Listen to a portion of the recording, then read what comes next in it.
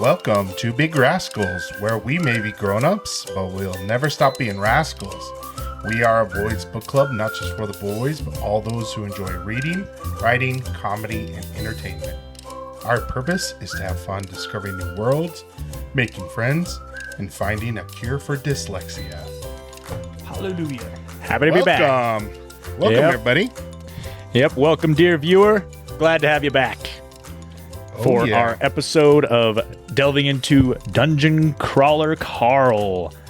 But before we do that, let's get into our top 5, provided by me. I decided to go with top 5 RPGs for this episode, since Dungeon Crawler Carl is a lit RPG, right? Mm-hmm. Okay, I was fair in assuming that. Great. Now, You were fair. But before that, we need to ask, please like, comment, follow, or subscribe. yes, it goes a long way to supporting our channel, and especially on YouTube, where long-form content is not as well supported. So giving us a like, a comment, and a share or a subscription really goes a long way, and we really appreciate it. Thanks, guys. Yeah, thank you. Yep. But with RPGs, Geoff did the best at summing up what an RPG is, or for those who don't know what it stands for, role-playing game. RPG basically means you level up, have stats, and play a character, so it's pretty broad. And so that narrowed it down for us with them. I'll start with mine, and I came to find, being someone who was raised in a household that didn't cultivate video games too much, We all can relate. yeah. So viewers, please don't judge me, and please recommend some so that I may broaden my horizon. I did not realize how shallow my pool of RPG experience was until I made this list. I thought it'd be huge. Yeah. But Same with mine. Yeah. Mine is like all the same game, pretty much. was it Diablo 1, Diablo 2, Diablo 3? Not quite that bad. Okay. Well, my number 5 is, I kind of have to give homage to one of the big ones. It's World of Warcraft. Now, I have not played much World of Warcraft. I played in high school. Did you just play through like the free tutorial of it? Pretty much, that you yes. get with like You can get up to level random 20. game. Yeah, you get up to level 20, and I was playing during the Cataclysm arc, so it was actually kind of cool. And I had a buddy who was like level 85 who would let me get into his realm, so he would just pwn noobs for me. But I have a feeling I would have enjoyed it a lot more if my parents had way better internet, because my computer was so laggy. And that was my first experience of the online gaming world of chats and everything, and it was so overwhelming. I didn't know what was happening, but I was just happy to be a hunter with a bear. I named it Winnie the Pooh, and it just ran and ate things for me. Winnie the Poop. Nice. Yeah, Winnie the Poop, Winnie the Pooh. Number 4, it's a tie between Pokemon Emerald or Pokemon Fire Red. Pokemon Emerald was the very first one I played, and they definitely upgraded with their sprites on the Game Boy Advance, and that's when they went to the shift of special attack and regular attack, physical and special. For those of you know, I don't think you guys know. Not me. They added a lot more versatility to the game and to your move pool. It is weird going back to the older games and not like having.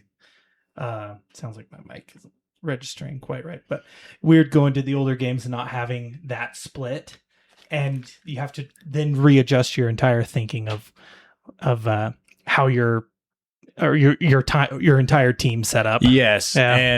and you kind of There we focus go. on Sounds better. how you can upgrade the stats of each one of your Pokemon.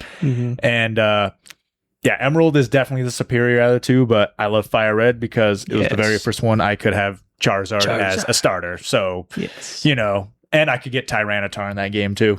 I couldn't get it in Emerald unless I traded through my Fire Red. Yeah, that was weird. Yeah.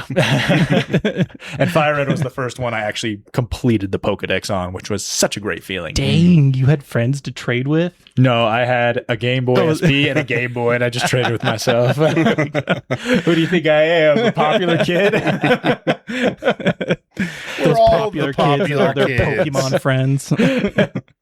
Number 3, it's one of my another like hidden gems from the Sega Dreamcast era. It's Record of Lodoss War, which was basically a Diablo clone, kind of, Yeah. where you just have your character, you're just never heard of it. upgrading your equipment, and you're leveling up. It's basically you're just a revived hero sent to who was revived by a wizard to kill the goddess of destruction, Cardis, because it's being raised by another dark wizard, and you're just leveling up and going along the way. Really fun stuff. Just very grindy, hack and slash, getting material to upgrade your weapons, your armor, and shields, and really challenging game, actually. Like, I never actually fully beat it until after my mission.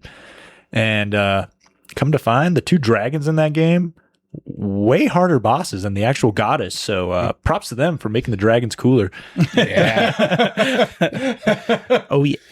That's very Dark Souls-esque. Yeah, it is. Like, That's cool. I guess that's my closest experience to Dark Souls right now. That's probably why I look at the gameplay of Dark Souls and I'm kind of drawn to it, where I'm like, this looks awesome. Oh, yeah. But, very punishing, because I died so much in that game thinking I can handle it. No. I just got to try it a different way. I can handle it.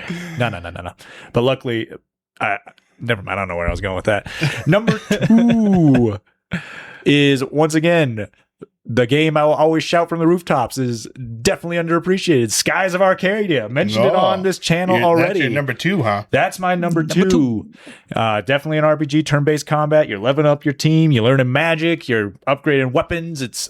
And just the story and world building. So much fun. I love the characters, and I will constantly be revisiting that game probably for the rest of time, or at least until my 2 Sega Dreamcasts go kaput. I have a backup one in case one goes kaput. That's when you turn to emulation. I do need to turn to emulation, man. I do need to. That may or may not be legal, but you look at the prices of old you own the video games. games. That's just a You're straight good. up crime. And number 1, Dungeons and Dragons. It's the best tabletop RPG. Like, you can't get better than that, man. It's group storytelling, so much diversity. Oh. And it is really fun. So, yeah, I guess that is included. Yeah, right? you have a character, RPG you're leveling up, game? you got stats. It's so much fun. It is a role-playing game, just not a role-playing video game. Yeah, it doesn't have to be a role-playing video game. I guess that makes sense. Yeah, it's a tabletop RPG, and it's just it's such a fun thing to like. You could pay for therapy, or you could just hang out with your homies making funny voices and rolling math rocks. Like, Math rocks. That's close to free, depending on how much dice you buy and all the other stuff you decide to get into. So it's debatable. But I've never gone to therapy yet, so D&D's been pretty good. But I'm definitely overdue for some session. Tommy, if you're watching this, make it happen. Make it happen. Make it happen. Or Geoff. Yeah, Jeff, what happened to that promised campaign us you a wanted? campaign. I'm working on it. All right, yeah, that's mine. Okay, Geoff. Yeah, Jeff, you want to go You're next? Me? Uh-huh, All right. Yep. So yeah, I have a huge mental list of just different RPGs that When I do you love. not have a huge mental list? You mentalist. and it's so hard to place them in order, except for the number one. Number one's just gonna be a given. But honorable mention is gonna be Talisman, the board game. I don't know if you've ever played that, Derek. It's I had a companion. Shout out to Papa Baird. If I ever see him again or hear from him again, he's disappeared off the face of the earth. But a companion of my mission that he had this game, and I mean, as proper missionaries, when he was sick, we would just play the game pretty much all day. He was sick quite a bit. It was pretty addicting, especially as a missionary when like you don't have anything to like entertain yourself with beyond basketball and maybe some board games if they're not banned. But it was pretty fun. You picked a character, and there was pretty rudimentary leveling elements to it, and you quickly became overpowered if you like took a certain route with a character. So the game could be broken pretty easily, but nevertheless, it was quite a bit of fun adventuring around this humongous like board. It would literally take up 2 of these tables. But yeah, that was a fun RPG game. All right, to the list. I'm going to start with. Wait, that was just an honorable mention? That was an honorable mention. Oh, man. Yes. To start, I'm going to do Pokemon Soul Silver. And this when I got this on the DS, this was like everything I wanted in a Pokemon game. See, I never up had a to that DS. point. I always wanted a DS. Although I did get the ROM hack Pokemon Liquid Crystal, which is basically Crystal, which was basically gold and silver, but with a lot of added content. Better version. It was so much fun. Yeah. Oh, I should have added that on mine. Did ROM hacks count? Do ROM hacks count? Yeah, their game. Okay, put that as my number 4. Yeah. Pokemon Liquid Crystal. Really, the Pokemon ROM hacks are pretty fantastic. It's hard to beat them. I mean, the old games have their magic, but I mean, being able to catch all the Pokemon in one game as a ROM hack, or even having some kind of strange, unique story. But Soul Silver was fantastic because you're playing through Johto, I think. Is that second region? It's Johto. And then you beat the Elite Four, and then all of a sudden, Kanto. You're just Right? like, it opens up, and you're just like, what the heck? I Why gotta play don't- through Kanto again? Why don't all the other games do something like that? Yeah. That's what I want to freaking know. It's like, Why not 2 regions? Pokemon, come on, get back to this. Yeah. I don't care how you do it. They did it on revisit. a tiny little Game Boy cartridge, and now game developers these days, I can't do this too much. A whole I can't nother do more another area? region. No, we have to put that behind a DLC. Freaking babies. But yeah, that was so fun being able to go through Kanto again after playing Fire Red, which again is probably my favorite I would say Violet, Pokemon Violet, which is the ROM hack of Fire Red, that basically perfects the game. But Soul Silver was just so cool. And the story's just so cool. The mystery around like the unknown and the 3 dogs and Lugia and definitely instilling you with a fear of cows that know their game well. of milk. Miltank. Freaking Yes. Whitney's Miltank. Quite brutal. Oh man, the Reaper of starter Pokemon souls.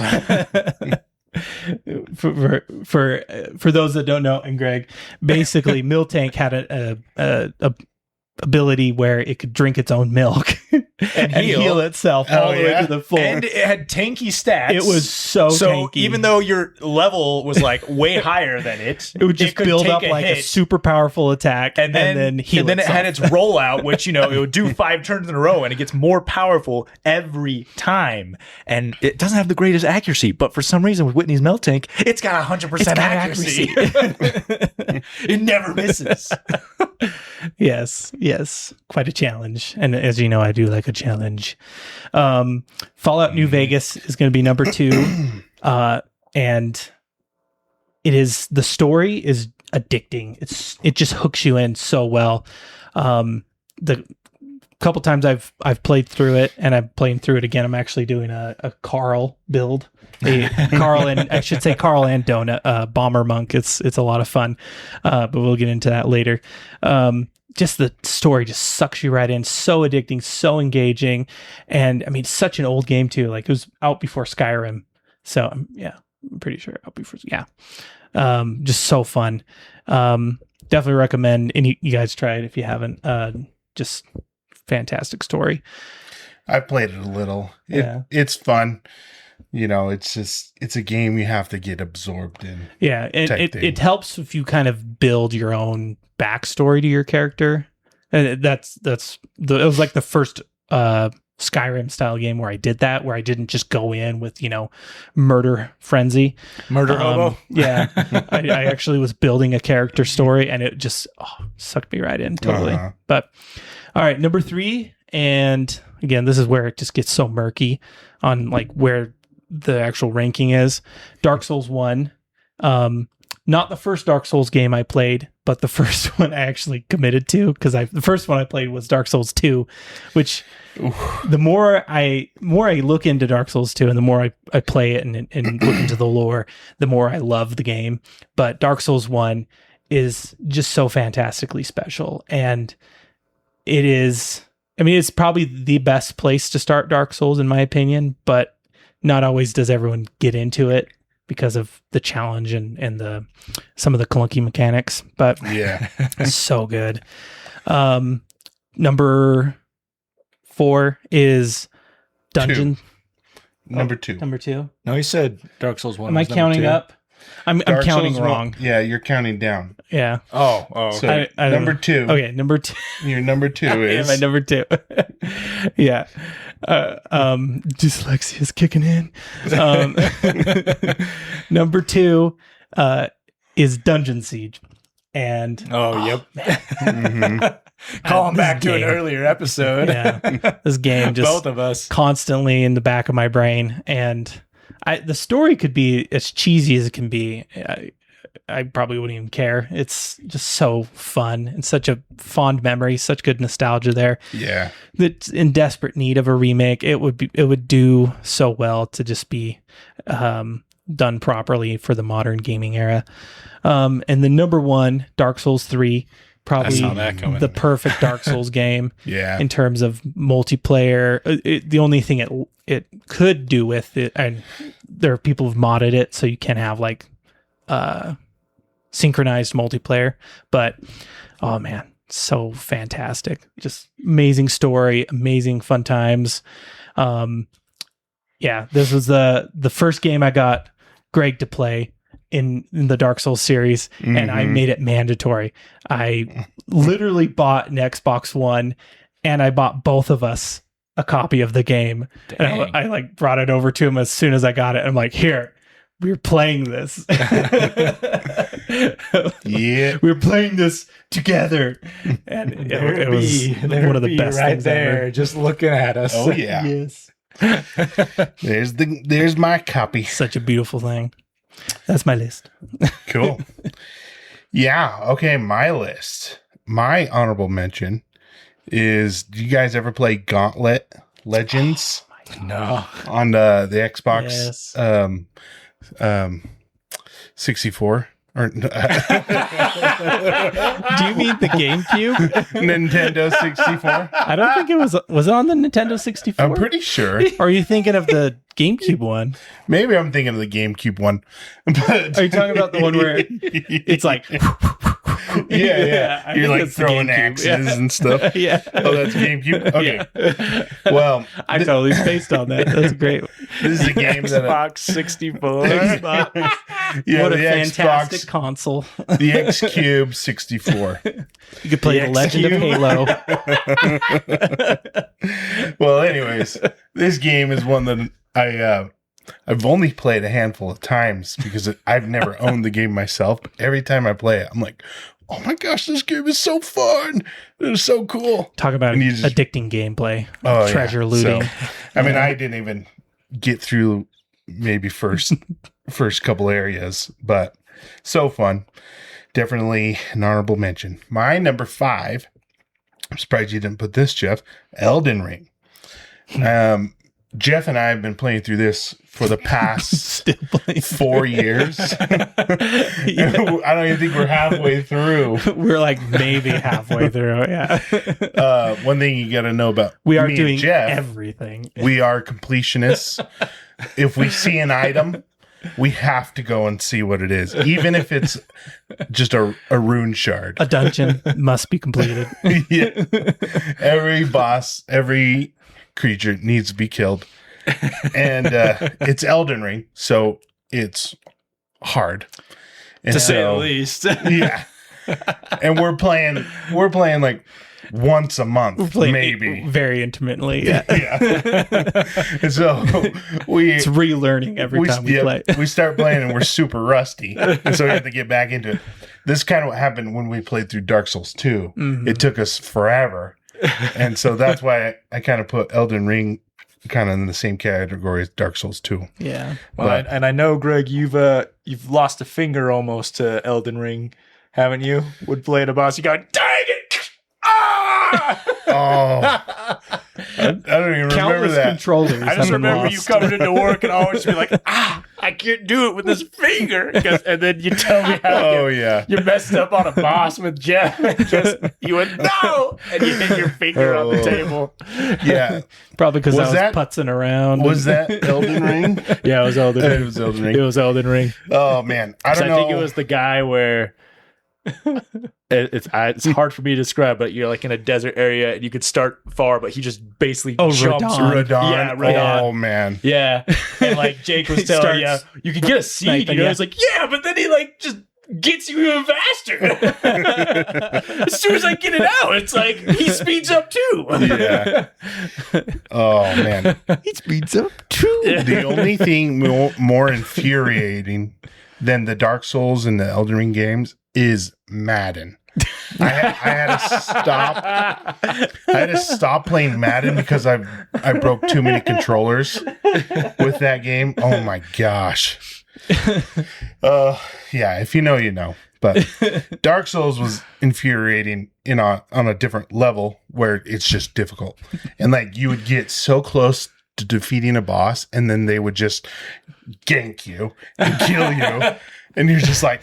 That took forever. I can say a lot of Greg's frustration in controller breaking was probably due to me messing around during the boss fights because I would be starting to like get all like silly with it. And he's like, "Come on, man, we gotta get serious." Focus, Geoff. Like, I don't wanna have time to play this game. Oh yeah. Oh, we can get into that quite a bit. Oh yeah. But my number 4, Dungeon Siege. This is a game that I thoroughly remember enjoying playing it. I don't remember the game story all that much. I just remember beating the game and having my main character had this sword, this glowing sword with like a light on the tip. And that was so cool. That's all I remember. And then I remember that too. Yeah. My number 3 is Skyrim. And I'm surprised you didn't have that, Jeff. The Skyrim? I do love Skyrim, but yeah, Fallout New think Vegas Geoff for me played and through it Dark Souls. as much as I did. I've actually Boy. only ever beaten Alduin once. I have like 6 characters.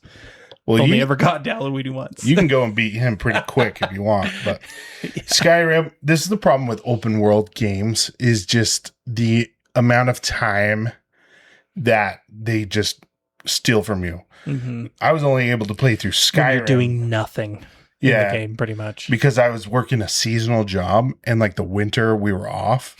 And so all winter I was down in my room grinding through Skyrim. That is the only way I could have played it, or it would have driven me nuts. And that's why these open world games, I think, are kind of losing their trend and going back more to structure. They were a novelty, and at the same time, like I enjoy them for what they are. You just can't have everything made open world because you paid $60 for a game that you're going to be enjoying for like years. That's just a great deal, man. Yeah, you're just having a good time. But yeah, when every game is open world, you can't buy every game. When they start to get too repetitive too, that's the problem with Elden Ring is its repetitiveness, like where you've basically fought in the same boss, just a slightly upgraded version 5 times over, and then it's like, okay, this is where I want to go back to Dark Souls, where every single boss is new and unique.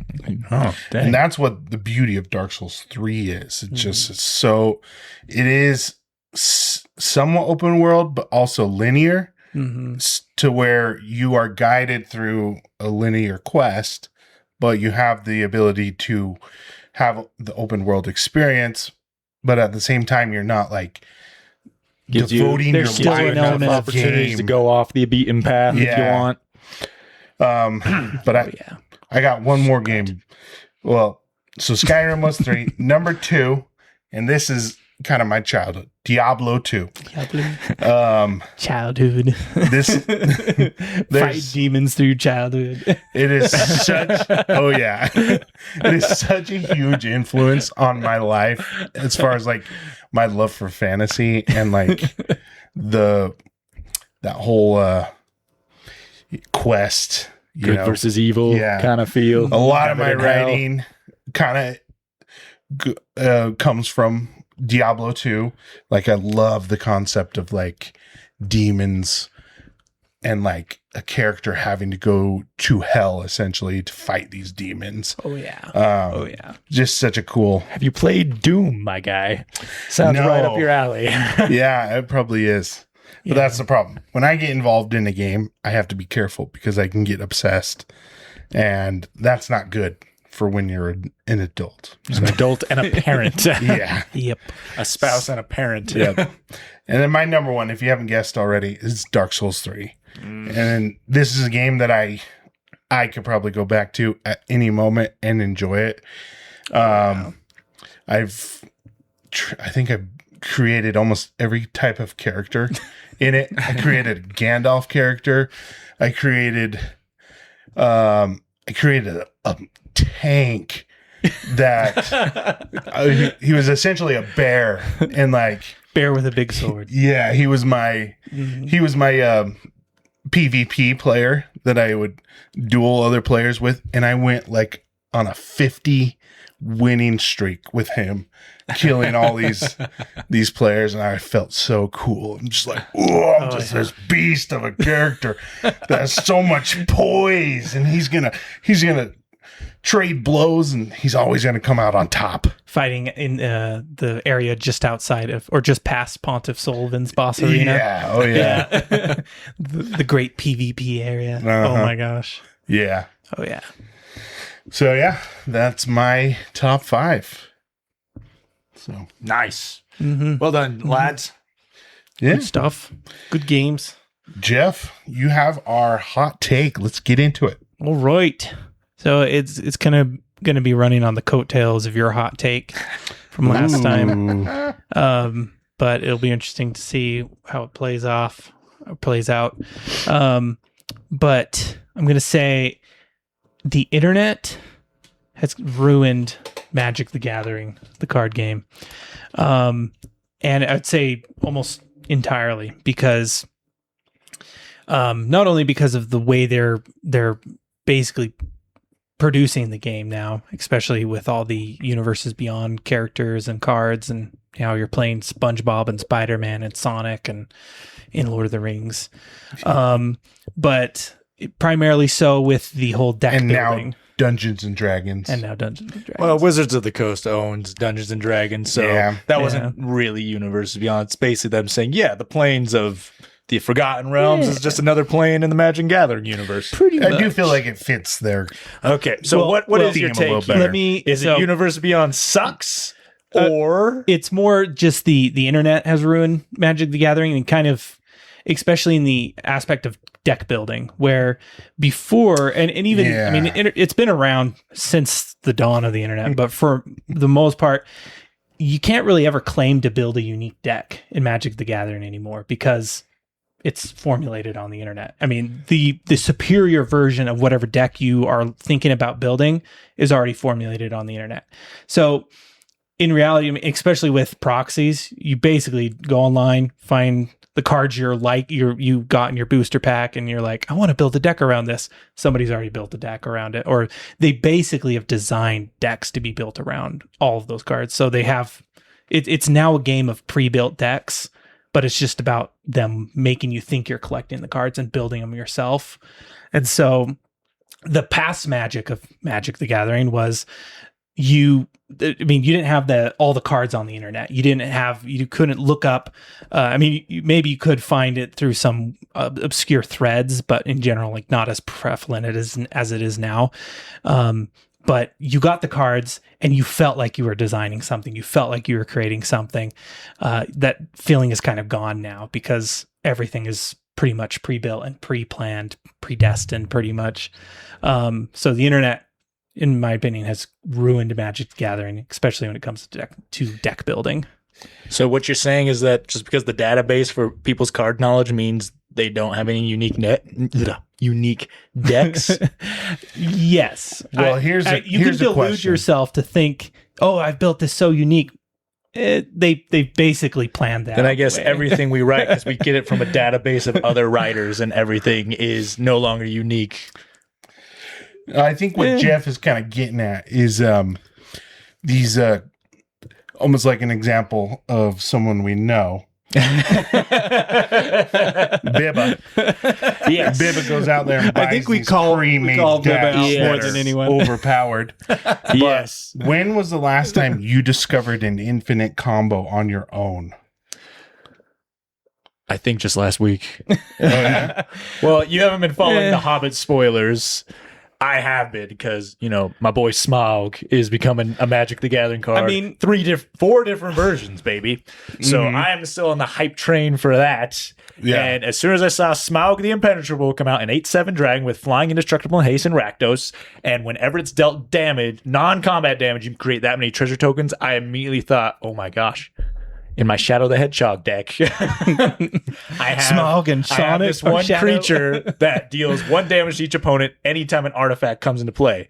And Mayhem Devil, anytime you sacrifice something, you can deal 1 damage to 1 target. So it's like, sweet, I have a treasure token. You have to sack it to make the mana. It deals 1 damage to Smaug to make another treasure token. And if I have that guy that deals 1 damage to everybody, I can just have that infinite loop and just burn the whole board. And I was so happy that I was like, oh, sweet, they made Smaug so freaking broken. And it's like with cheap cards that I have that I don't need to go out and buy. Like everything that I've already built a deck for it online myself. I did not look at anyone. I just went with the bulk I had, and I was like, I have all these good cards. This is meant for me. Well, Derek, I think you're a rare occasion here. I think what's happened, and I do agree with you, Geoff. Well, in your defense, I think way too much about it, especially since I've been following all the Hobbit spoilers as they've been coming out. Because I'm usually against the Universe Beyond, but Lord of the Rings and the Hobbit, they kind of fit somewhat neatly into the planes that Magic the Gathering is. Yeah. That I'm like, okay, I'm not mad at this. And I've always wanted to have Smaug. I've made proxies of other dragons as Smaug. So to actually have Smaug, I'm like so happy. Yeah. And I don't know. I mean, that's cool, but it has lost that. Yeah. And that same infinite combo I thought of, that's the weird thing about the algorithm. Like, it's already pulled someone else who has thought of it. So I'm like, okay, I'm not going too out there, like out of the box, because other people are thinking of this as well and sharing it online. Well, also part of the problem is it feels like it's all just pre-designed now. And no doubt there was a lot of that before, but it felt so much more like you could find something unique in the past. Like maybe there wasn't something that the game makers thought of, but nowadays it feels like they've basically thought of everything and they've thought of all these strategies beforehand. Mm-hmm. And also part of the, whole growing up and having a family and being almost too busy for some of these things. It's like, I could spend the time trying to get the same joy I did out of reading all the cards and going through all the ideas and strategies I have. But then it's like, I know it's already been made and made so much better online. So now I can just look it up rather than take all that time and basically waste all that energy in creating a deck that's already basically made I wouldn't say waste. Like, you guys have both gone on record that building a deck's like the funnest part. Me going through my bulk and being like, oh, this is a cool thing and everything. It's like making a story yourself. You're like, oh, this would be cool encounter and everything, and it'd be cool if I could do this. Oh yeah, no I doubt. also think there's just a desire to compete. Yeah. Mm-hmm. Because if somebody comes with a pre-made deck that some, uber nerd created. Yeah, I know that, where it's my friend's not beating me. Uber nerd who has 1.6 million subscribers for this content is beating me. Yeah, exactly. Which I totally understand, because I made that argument with Bibba getting his pre-made mono white standard deck. That too, where I'm like, but Bibba kind of made it his own by making it also a pseudo Eldrazi deck. Sure. Which I'm like, wow. I hate that deck to this day. Yeah. An example, Geoff was there. We went to Kayfabe for Commander Night, and we were playing with these two nerds. And this one guy pulled out this wizard deck, and it wasn't even it wasn't fun for anybody because it was just so dominant. 20-minute turns and not letting you do anything? No, he just controld the game, and we had no chance. Countering anything he wanted. That's another hot take, is control players. Is that a good strategy? Because it's a strategy many people take. We can save that one for what I think next time. This deck wasn't built by him, is what I'm getting at. There wasn't faults in it. Yeah. Yeah. It's just which it was kind of, again, part of the charm of original Magic was there were faults to most people's decks because they couldn't just look up every card online. I mean, you either have to go through the catalog, read through every single card, maybe you misread something and that kind of ruined one of your strategies. But like that was part of the magic. Where you misread a nowadays. Hey, that doesn't do that. Yeah, that never happened to me. Nowadays, it's just like, I mean, that you just look it up. And again, like I said, obviously there's a time-saving aspect to the internet that is appealing to me in any kind of Magic deck designing, because I just can't take the time to read through all these cards when I want to do so many other things. And especially, when it comes to like, just the energy it takes to go through my Magic cards is almost exhausting at this point. Yeah. Yeah. So, yeah, hot take. What do you think, folks out there? Did the internet ruin Magic the Gathering deck building? Has it ruined it in other ways? Do you agree with this hot take? Do you agree with Derek? Is there still magic to I still it? think there's magic. I think you're out of the norm nowadays, Derek, which is great. I just really enjoyed building a deck, having an idea and seeing if I could, because, once you build a deck that's, very dominant, you're like, okay, winning too fast is not fun. So you kind of go down other avenues of, what if I just try to lose faster? Or I try to make it as bloody as possible, because I have like, go decks where it's like I'm giving people creatures that are supposed to attack one another but me, and it just makes the game go faster. It's just chaos. Think about chaos. It's fair. Yeah. Literally blue and black. Yeah. No, actually, that's a green-black deck. It's with a scarecrow. Like anytime you play a card that's like two different card types, like artifact, creature, enchantment, land, it gives every player a 2/2 blackbird that's goaded for the rest of the game. So I'm basically just making crows, and everyone's murdering each other with a murder. It's amazing. And since they're goaded, they're going to be tapped when it comes to my turn. They're never going to be blocking. Here's though, I guess a caveat, Derek. Do you look up like cards online? Yeah, I do. Okay. Like I go to Scryfall. I have a database because, I don't want to just go, because it's more time consuming to go through my bulk. So like I still fall into somewhat of the category you have where I'm just going online, but I'm not always looking for a deck list. I usually go on Moxfield and then I just start going down the avenues of what I have an idea for. That usually leads me to about, like, for a commander deck, around 86 to 90 cards. I'm like, oh, I got 10 spaces left. Or, sometimes I go over. So that's when I go on and look for recommendations, like Moxfield has the EDH recommendations tab on there. So yeah, I'm definitely part of the machine that you hate so much. Yeah. And I guess you could say I'm not unique, but at the same time, I'm not going to big competitions. I'm just basically trying to have fun with my friends who play Magic and give a unique experience there. Yeah. Because that's kind of what it's all about, man. The real magic is the friends you get along the way. The friends you lose when you play blue. Yep. Okay, here's the real question.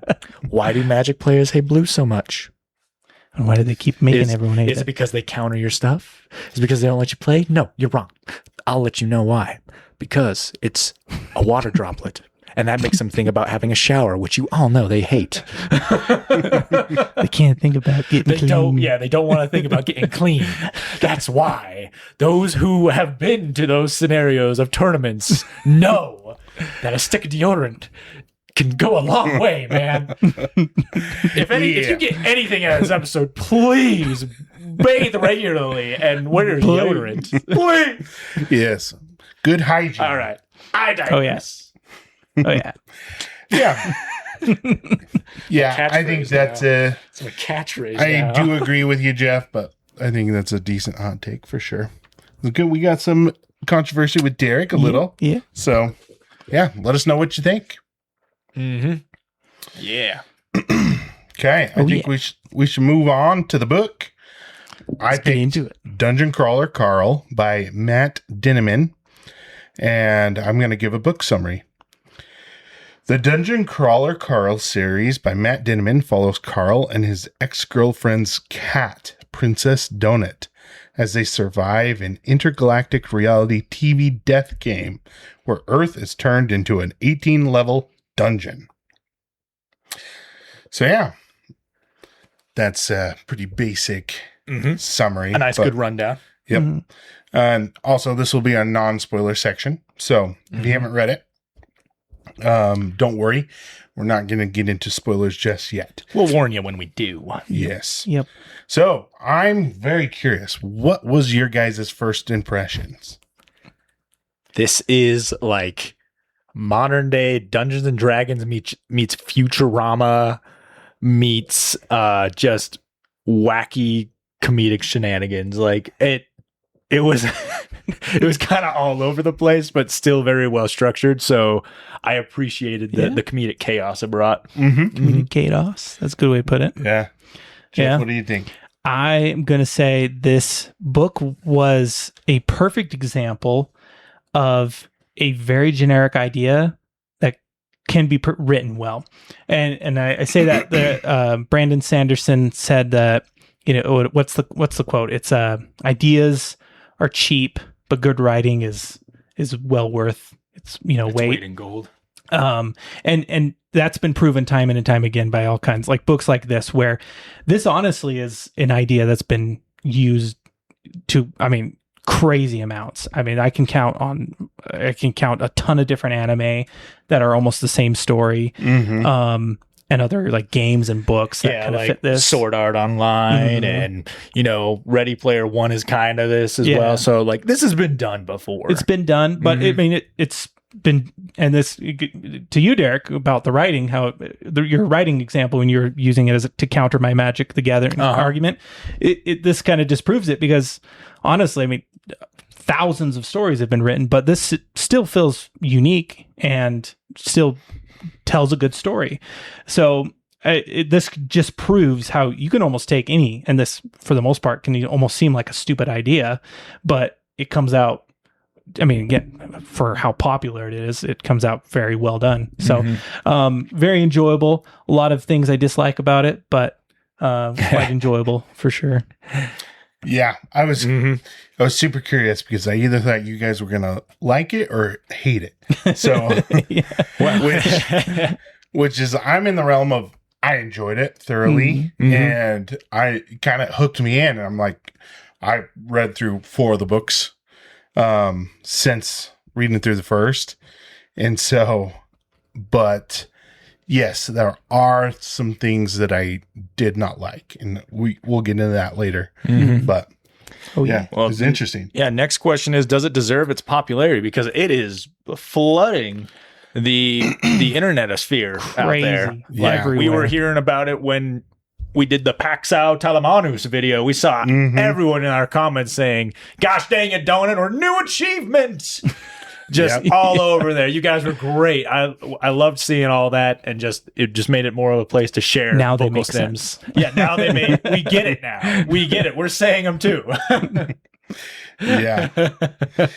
So yeah, does it deserve it? I saw some people say that the Dungeon Crawler Carl did what did for lit RPG what Tolkien did for fantasy. And I'm like, ooh, I don't know. That's a little much there.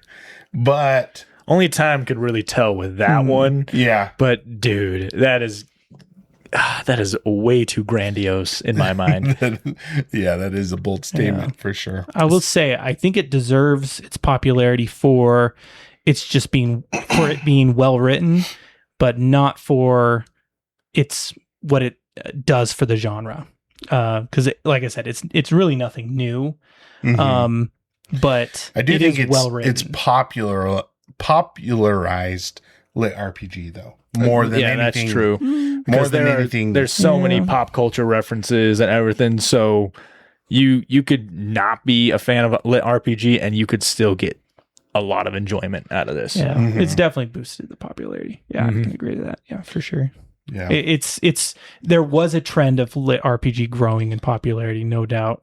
I would say especially because of anime, but this has definitely blown it out of the water in its popularity. Just lit RPG in general growing more even popular. Well, would you say that this is for those who are constant devourers of lit RPG. Would you say this is just for them, right up their alley? Yeah, I think so. I mean, as somebody that's not a consumer of lit RPG, like you said, you don't have to be to enjoy this. Yeah. I think it's opened me up more to the lit RPG genre, and like we do the writing challenge, and this has been my favorite one so far. I don't know, And you really liked last one too. So yeah, I really did. Well, that's says something. yeah, the last one gave me more ideas of what I could potentially do. I didn't have as much time to get into that one, but this one I was able to get through what I wanted. So. That's awesome. But anyways, yeah, I don't know. It's I think it's just the right amount of like fun and enjoyment to where like somebody that is not quite interested in lit RPG can enjoy it. Yeah. Yeah, that's a good way to put it. Yeah, I can't give a good take since I haven't, consumed a ton of lit RPGs, so I don't know how it regularly is.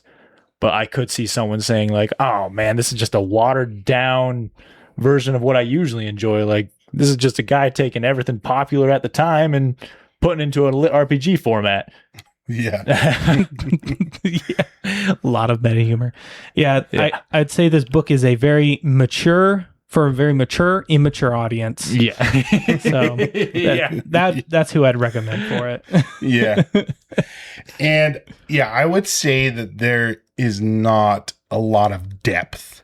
So if you are looking for something like The Lord of the Rings, like, I think of Robin Hobb when I think about depth. Yeah. Then you're not more getting depth that from the story. Yeah. I'm hoping there'll be more depth from the story. But yeah, on the surface, you're just like, where is this go any deeper? Is this just humor? They hint at something in there, but it never goes in too deep with the first book. It might with the other books, but yeah, I mean, a little bit. Nah. So yeah, I'll stick to the. I don't think there's a ton of depth to this. I think it's just a lot of fun nonsense, and that's okay. Like that's a genre for people. People want that, and obviously people are enjoying it. Yeah. But I do enjoy depth a little bit more, and so that's kind of where I knock it a little bit. But Robin Hobb. There's quite a contrast between this. You whip out Robin Hobb's name in comparison. It's like, dude, why don't you just compare a sidewalk crack to the Grand Canyon, my dude? Yeah, that's pretty much. True. I mean, that's what I think of when I think of depth is Robin Hobb for sure. Robin Hobb is pretty in depth. Good contrast for sure. Great contrast. But, so yeah, what's his writing style? What would you say? It's kind of hard to put my my finger on it, but it's definitely linear and just it's very fast paced. Yeah, fast paced. Yeah. You're not really wasting your time with it, and that's probably why there's not much depth because he's not going into fast pace exposition, which is kind of weird contrast because exposition usually drags, but I mean it is fast paced even with how much exposition it has. I think the exposition comes with like the lit RPG. Like how much exposition do you have in like when you start Halo? You know, you have to go through this tutorial exactly. Of like how to aim. Got to explain mechanics. Yep. So I think that just comes with the genre, but I kind of got the feel almost like Stephen King. I feel like it's I talk about Stephen King almost seems a little sloppy in his writing. He just writes it so fast. And doesn't mean that he's average 11 pages a day. Doesn't mean he's a bad writer, and I'm not saying Matt Dinniman's a bad writer at all. I just think to me it seems like he's able to get it down on paper really fast and just kind of this is something I wish I had the ability to do more of, where I have to go back and think about how I worded something or look at how I wrote that. You're trying to create a lot of depth. Yeah, I'm dissecting the way I wrote, and I feel like, I don't know, I could be wrong, but it felt more kind of like that style. Just a lot, just putting it out there as quick as you can. So, well, part of that I think is his world building. We can go into more detail in the non-spoiler section, but he can chalk it up to a lot of just it's something you don't understand, so we don't need to explain it. Yeah. It's just nonsense. This is how it functions. So it's like when you are trying to write someone's death, because when I'm writing something, I'm thinking, wait, would they be talking like this if they had this in their world? Like, yeah, you kind of have to stop and think about it and everything. But when you could just say, I don't think about it, so reader, you don't think about it either. Yeah, that is something I notice he does quite a bit, which it works. It works for him. It works for this situation, and people are liking it. So, like, I can't critique it too much, but it's one of my critiques. It's just, it's a little shallow world building, or there's a lot to be desired if you are a fanatic for exploring new Kind of makes me think of when you get those like really crass teenagers playing in the kiddie pool and you're lifeguarding, and you're like, there's nobody else around, so you can't really tell them to get out, but you're just hoping some parent will show up with their kids so you can kick these kids out of the pool. They're in the shallow end and they're messing around and being really big doofuses. And you're just like having to put up with it. Yeah. Looking bad for the public appearance. Get out of here. Speaking about crass, do you guys feel like this was too crass?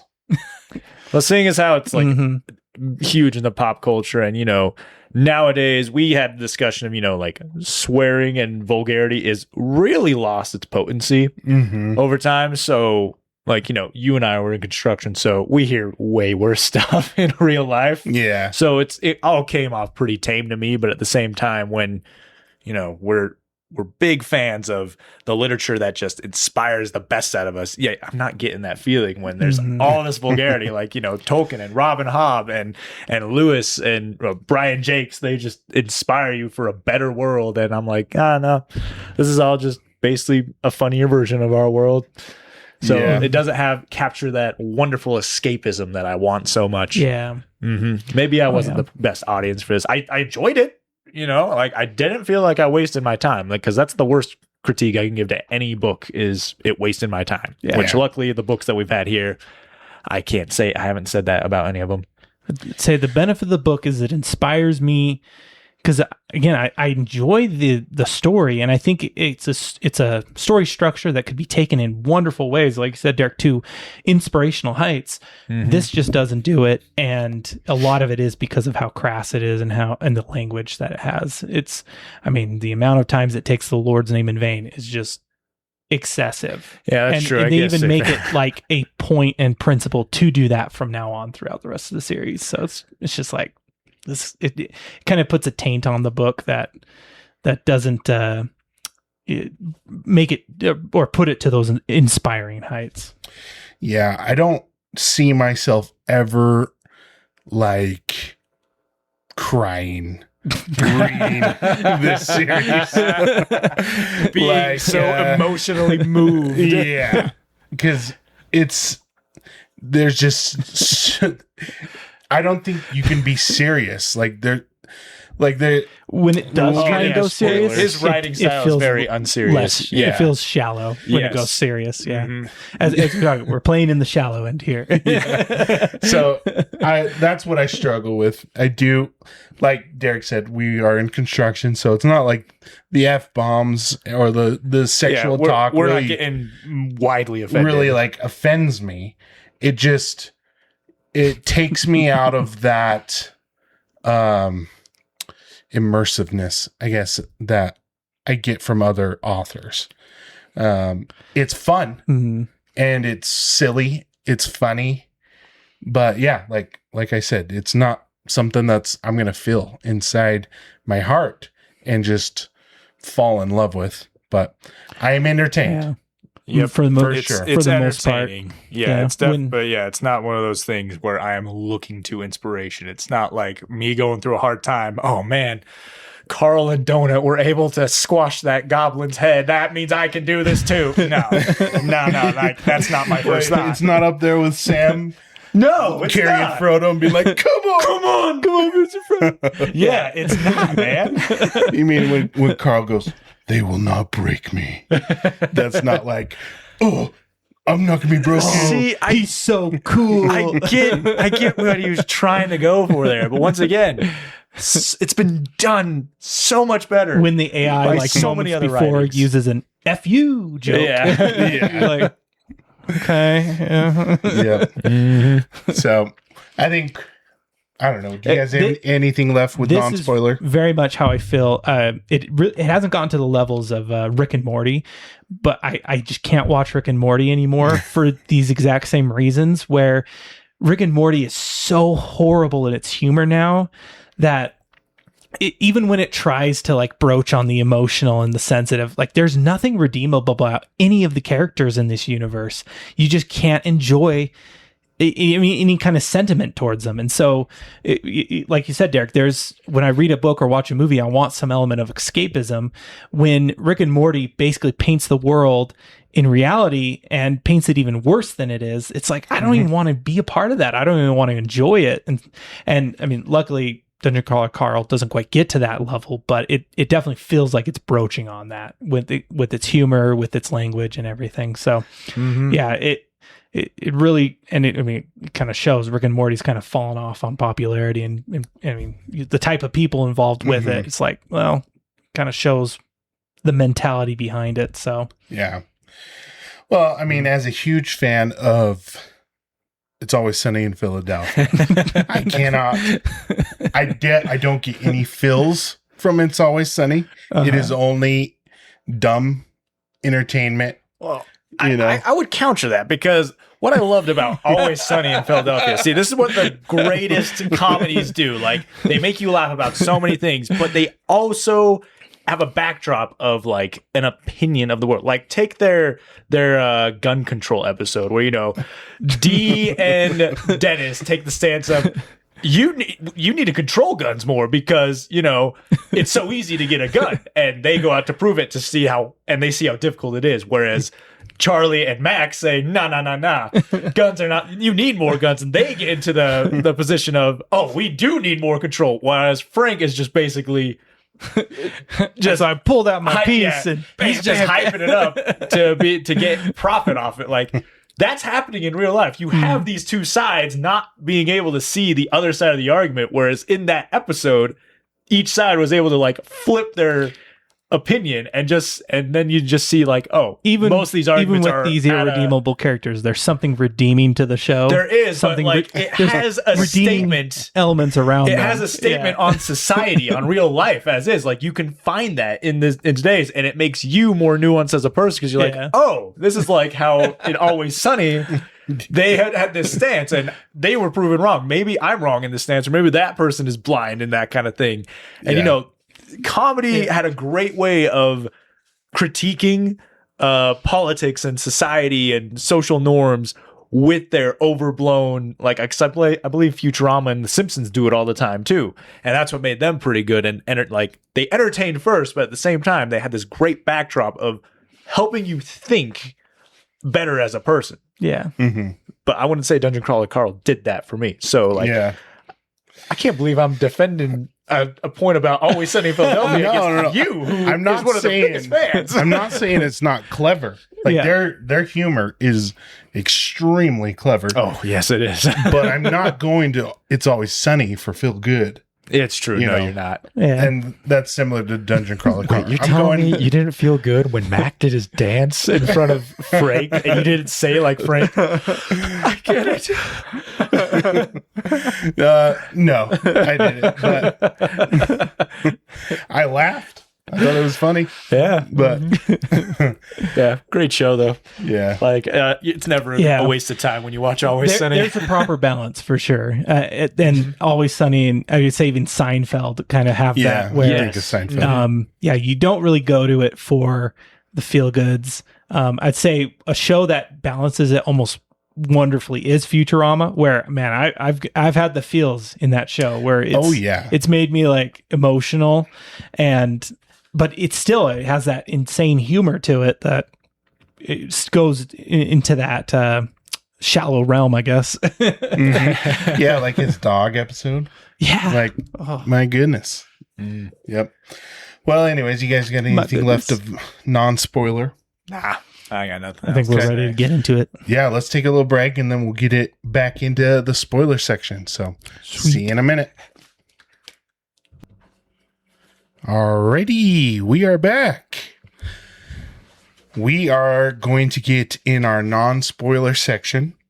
So, if you haven't read it, go read it. Or if you don't care about spoilers, hang around. Welcome. Mm-hmm. So yeah, I think we should just get into the characters first. Honestly, I can't really say there's much to spoil in this book in terms of big reveals. Yeah, that's true. Yeah. Yeah. So it'll be interesting to see like what we could, I guess by the end, what we could consider actually like spoiling. But yeah. But if you haven't read it, we are getting more into depth and we will be going over some like actual detail. So you've been warned. Yes. Details. So yeah, let's talk about Carl. The dungeon crawler? Yes. Carl? Yeah. The Carl. Yeah. So this book is written in first person, so it's through his perspective. Mm-hmm. Yes. He seems to be a guy who, you know, he's been on active duty in military before. He seems to be very bad at holding a relationship and seemed to have some problems with his dad and how his dad raised him. That's always hinted at, but you know, never gone into depth. And kind of a good old Joe Schmo. Yeah. Average Joe. 27-year-old dude, so younger than all of us. He's got the name Carl. But pretty buff guy, pretty athletic. Pretty athletic. I wouldn't call him a loser, but yeah, definitely not a loser. Kind of a guy down on his luck. Yeah. You know, girlfriend's cheating on him. Yeah. He doesn't get along with his neighbors. Maybe I just made that up in my mind. Well, the grumpy old lady. Yeah. At his building. Carl, what are you doing out there? Okay. When I first heard Carl, do you guys remember the Llamas with Hats YouTube video? It kept making me think, Carl. Why did you kill him, Carl? That was a stumbling block I had to overcome. And if you listen to the audiobook, he sounds like a low-key Kronk, Patrick Warburton. Yep. A mixture of Archer and Kronk. Yes. Yep. Yeah. Wait, Geoff, you know Archer? I know of. That does not that's a seem show like, I could care less about. That's like a show that you would just hate. Having spent a lot of time in hotels when I'm like on Comedy Central, and sometimes I'll just leave the TV on for like Seinfeld or something, and as I come back into my hotel, Archer will be on. So I am familiar with it. Yeah. Wow. Okay. Reluctantly. How about that? Familiar. Yeah. Yep. But it seems like he's athletic, but the most best part about him that, you know, gets people to really like him is that he's just a guy, a playable character who's just funny because he never has pants. Or shoes. Or shoes. And the AI has a foot fetish. A big one. Yep. Yes. Which I thought was a little weird. Yeah. We'll talk about the sardonic AI. Tend to sexualize just about everything in this book. Yeah. Yep. Well, Carl, I will say he is genuinely, I think, a good person. Mm-hmm. So he has that going for him, at least. You know. He helps those old people. He was going to try and kidnap Donut from his girlfriend because they were planning on getting rid of Donut. And so I think deep down, he's a good guy. He, like Derek said, it hints at him not having the best parents and his dad being really a horrible father. Yep. And his mom abandoning him. Yeah. At a young age. And so he's had a rough life, a rough childhood. And I think it's something that, you know, he doesn't want to pass on.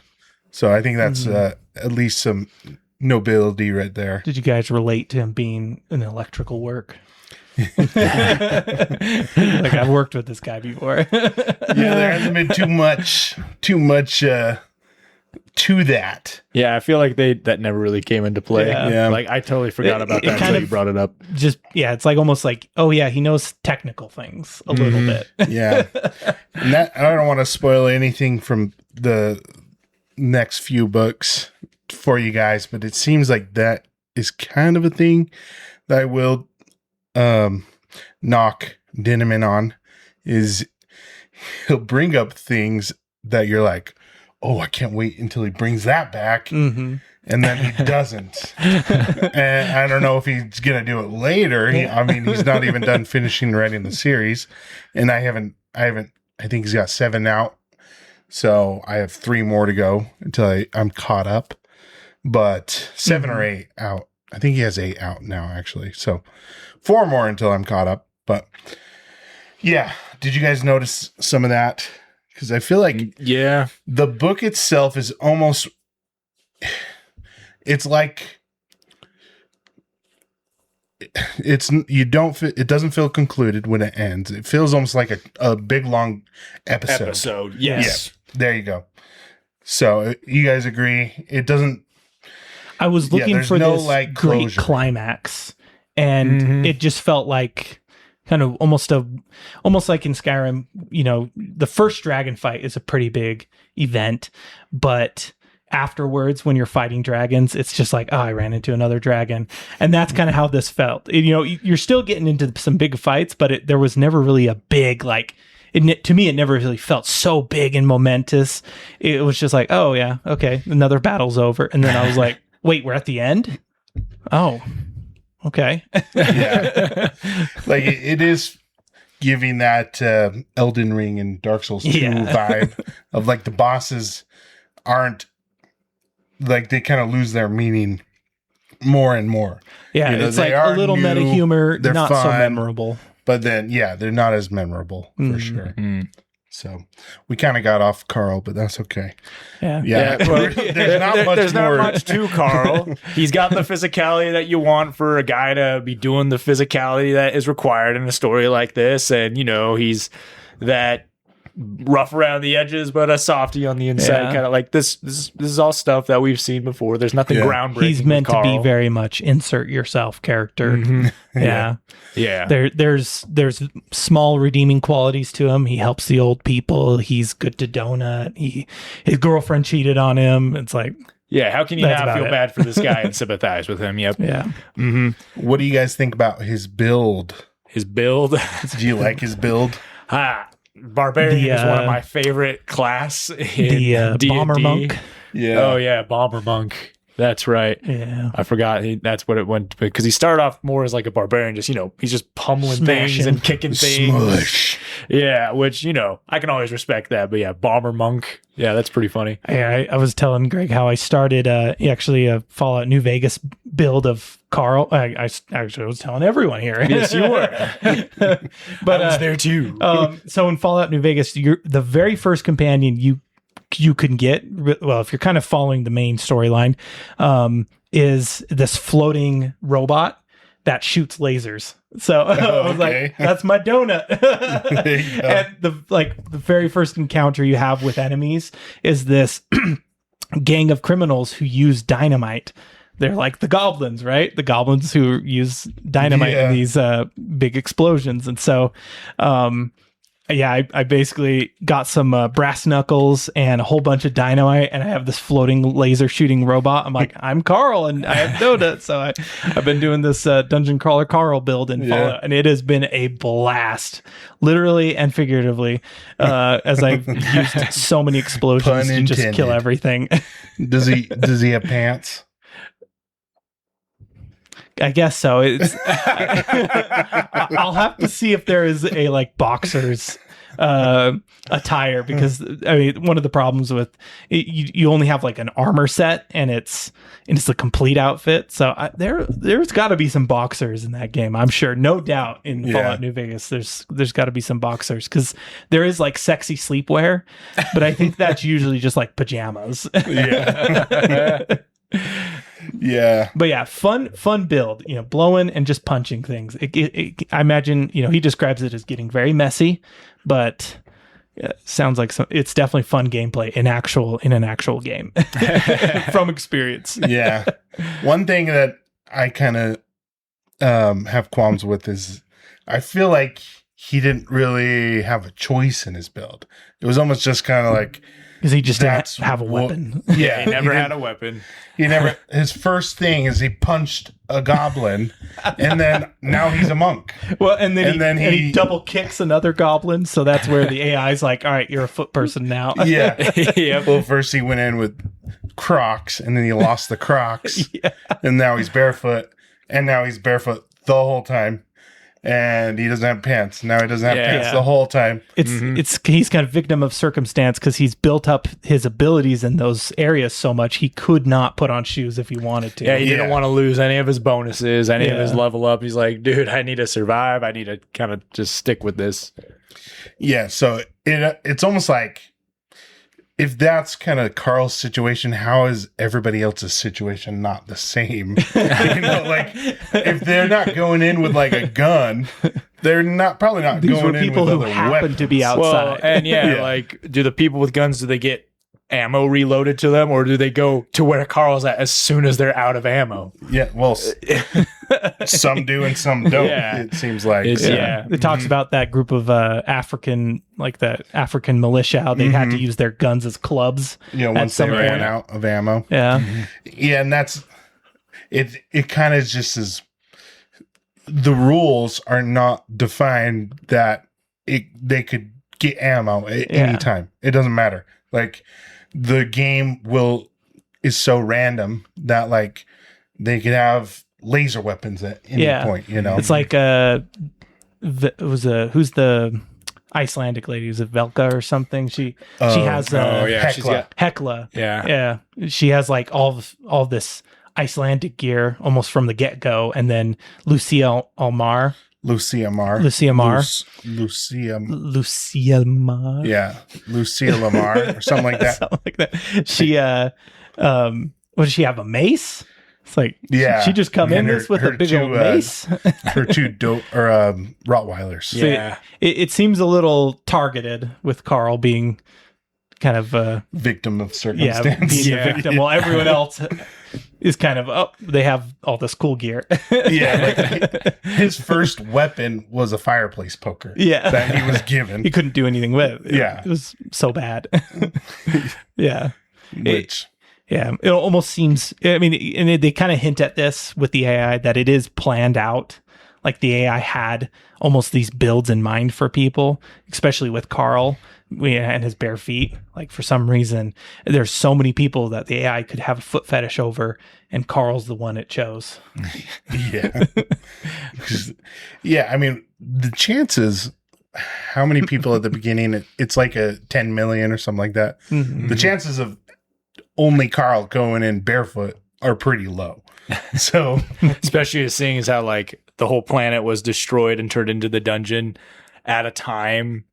Like, I get it's all across the world, so it's not nighttime or daytime, depending on where you're at. But Carl wasn't the only one, because he was in it's Washington, isn't he? Seattle. Yeah, Seattle, which pretty high populace. There's no way he was the only one out at 2 a.m. at the time, so he wasn't crushed. He wasn't the only one not crushed by a building. So you'd think, and they got plenty of homeless people there, which there is one in this story. Well, I think the old folks people were from Seattle, and Frank and Maggie Mai were from Seattle as well. Yeah, like, so the only reason they were dressed up is because they were on duty or on. It's kind of like they were all localized, and it talks about how in the next book things will be more random. Like level 3, they're not localized anymore. They can interact with all the the different characters. There's a lot more and interconnectivity. players, I mean. Yeah. Yeah. Mm-hmm. Okay. So yeah, what'd you guys think about Donut? Acting like a cat would talk with, it's all the stuff that, writers think cats would act like, Like, I wasn't too surprised. She's very funny and naive and just full of herself. It's what I expected when she started talking. I can say I went into this book almost knowing nothing. So when Donut started talking, I was like, oh, this is going to be a thing. I'm like, all right. Yeah. We're going to have to deal with this voice for the rest of the story now. Yeah. It seems like she's a lot of people's favorite character. But yeah, the same reason why the dog is usually our favorite character in a lot of things. Just the dog in the the Odyssey sass. was my favorite character. yeah, but the dogs are like redeeming, like they're fun, they're they're loyal, playful, they're loyal. stalwart, they're brave, they're courageous. Yeah. Cats are just condescending, and sassy, and just selfish. Yeah, selfish, prideful, selfish, pampered. Mm-hmm. Oh yeah. Yeah, I think the benefit of Donut to the story is her being this. I mean, it's funny given they talk about how she's so childlike or so childish, given how much she still seems to happen to know. It's like she is an adult in a child's mind and body, but like when she needs to be, she'll be adult-like, but then when they also need her to be, she'll also be very childlike. So there is almost some inconsistencies with her, but I get her her purpose in the book is to almost create this character for Carl to protect and care for, beyond just a feral cat. Mm-hmm. Yeah. But I don't know. I think decent support character, adding kind of or throwing a wrench into things for Carl, because if it was just Carl, it would be pretty boring. There wouldn't be as much conflict popping up, because Donut does create a lot of situations where things don't quite go as smoothly, because she might not read a description or she might make a rash decision. Yeah. I do love how her charisma is so high that all the mobs just kind of give in to her. All the NPCs, I should say, the non-violent mobs. Yeah. They just are enchanted by her. Yeah. Oh yeah, I definitely think Matt Dinniman made Donut a little too OP. When they read out her stats, I'm like, you gotta be kidding me. Like, strength, what was it, 25? Like, I get this is a magic pet biscuit that she just got, but she's really stronger than Carl. and they talk about that so much, like, oh, she needs Donut, or Carl's constantly talking like, oh, you need to use your claws more, you need to use your claws more, and then she does, and it's like, oh yeah, that was a bad idea. But then you still need to use your claws. It's like, where are we going with this? Her constitution is so low that like she's a glass cannon. She is a glass cannon. So like she goes and bites the jugular of the juicer, and he smacks her. Not even hard, and almost kills her. So like Carl's like pushing for it, but he doesn't quite understand that, she's as vulnerable. She really is pretty vulnerable. Yeah. Given the other stats, she might be lacking. Mm-hmm. Yeah. So, sorry about the light coming through. The sun's setting and coming through my windows. We're not used to filming in this location anyway. This is a new place for now. But anyways, anything else on Donut? Man, I want to feel like there's more depth to these characters, but there's a lot I want to say, but I feel like the elevator pitch is as deep as it goes, like saying, I'm writing this story about a guy who has no pants with his ex-girlfriend's pet cat who has laser vision. How awesome does that sound? It's like, that sounds lasers. Yeah, that sounds great. Tell me more about it. Like, it never goes much deeper than the elevator pitch. Like, that's kind of my problem here. Like, because the characters I'm not like knowing to a soul level. And that is one thing with this book. I I'm really intrigued by the world they are in, about the political conflicts and the dungeon and the AI and like how everything is building up to this crazy universe and the politics that are developing. I'm fascinated by it. But also part of the problem is Carl is seems like a character who could care less about politics. Yep. And and part of me is like, I kind of hope we can still get into it, even though Carl and Donut don't seem to be the characters to really get into it. So we will see, I guess, with the future or the subsequent. Oh boy. Subsequential books. Subsequent. I don't even know the word anymore. You ruined it for me. The next books. The next books. Yeah. I don't know the word anymore. What is the word? Subsequent. And that's why I feel like this book is more just like an episode, because there's a lot of hinting to like, I don't even know if it's like chances of a rebellion, like kind of like in Red Rising. Yeah, they Carl just break the rules. Carl like hates these people. He's not a leader type, but is he going to become a leader type? Well, I don't want to spoil, but I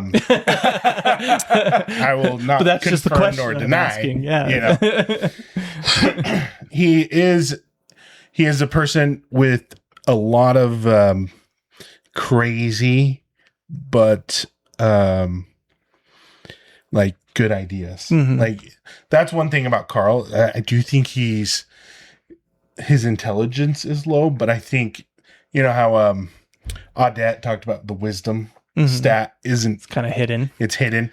I think Carl's wisdom stat is through the roof. Yeah, because some of the things he comes up with, crazy and like chaotic as they are, but like he's remembering every little thing that Mordecai says, or picking up like every little thing that people say, and he's like, I can use that later. I can use that, or it's like, oh, I can use that for that plan. Yep.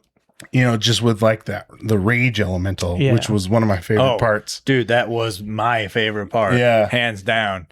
Very cathartic. Yep, so cool. Where he's like,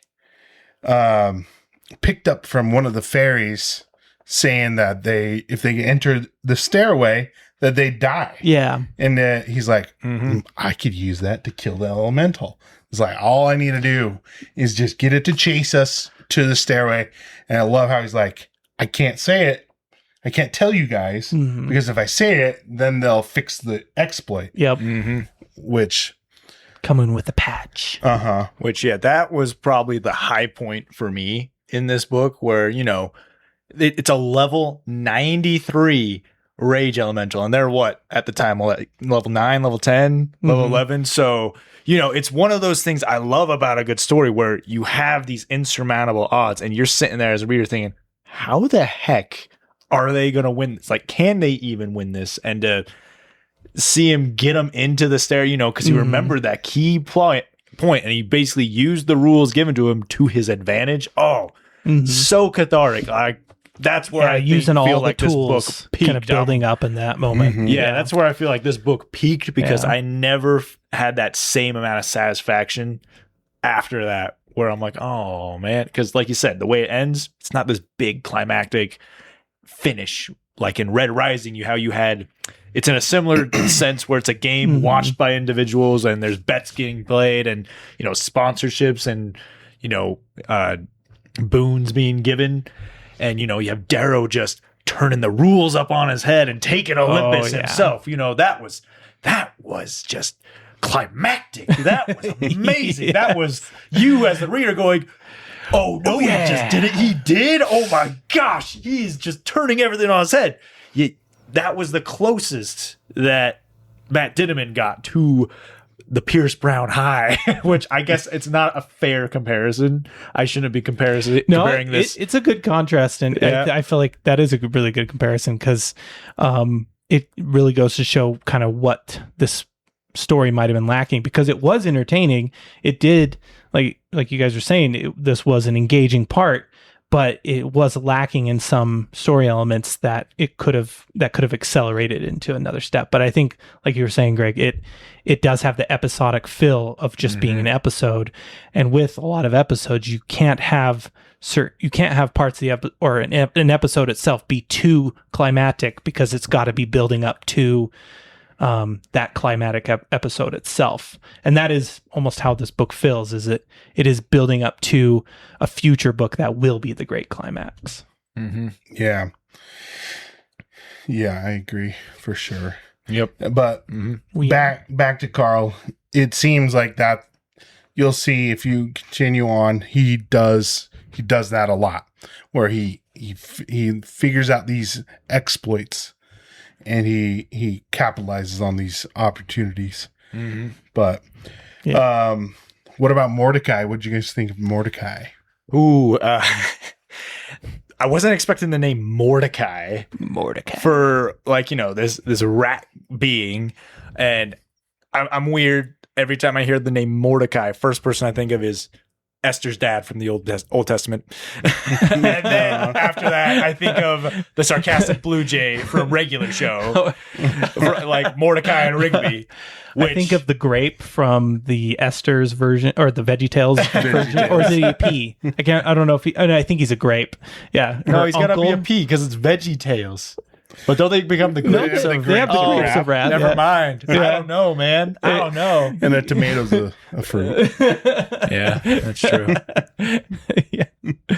But yeah, kind of an Odette. I think of Odette from Swan Princess. Yeah. Odette. I'm glad not I'm kind the of only the one who's Odette out there. I want to think about.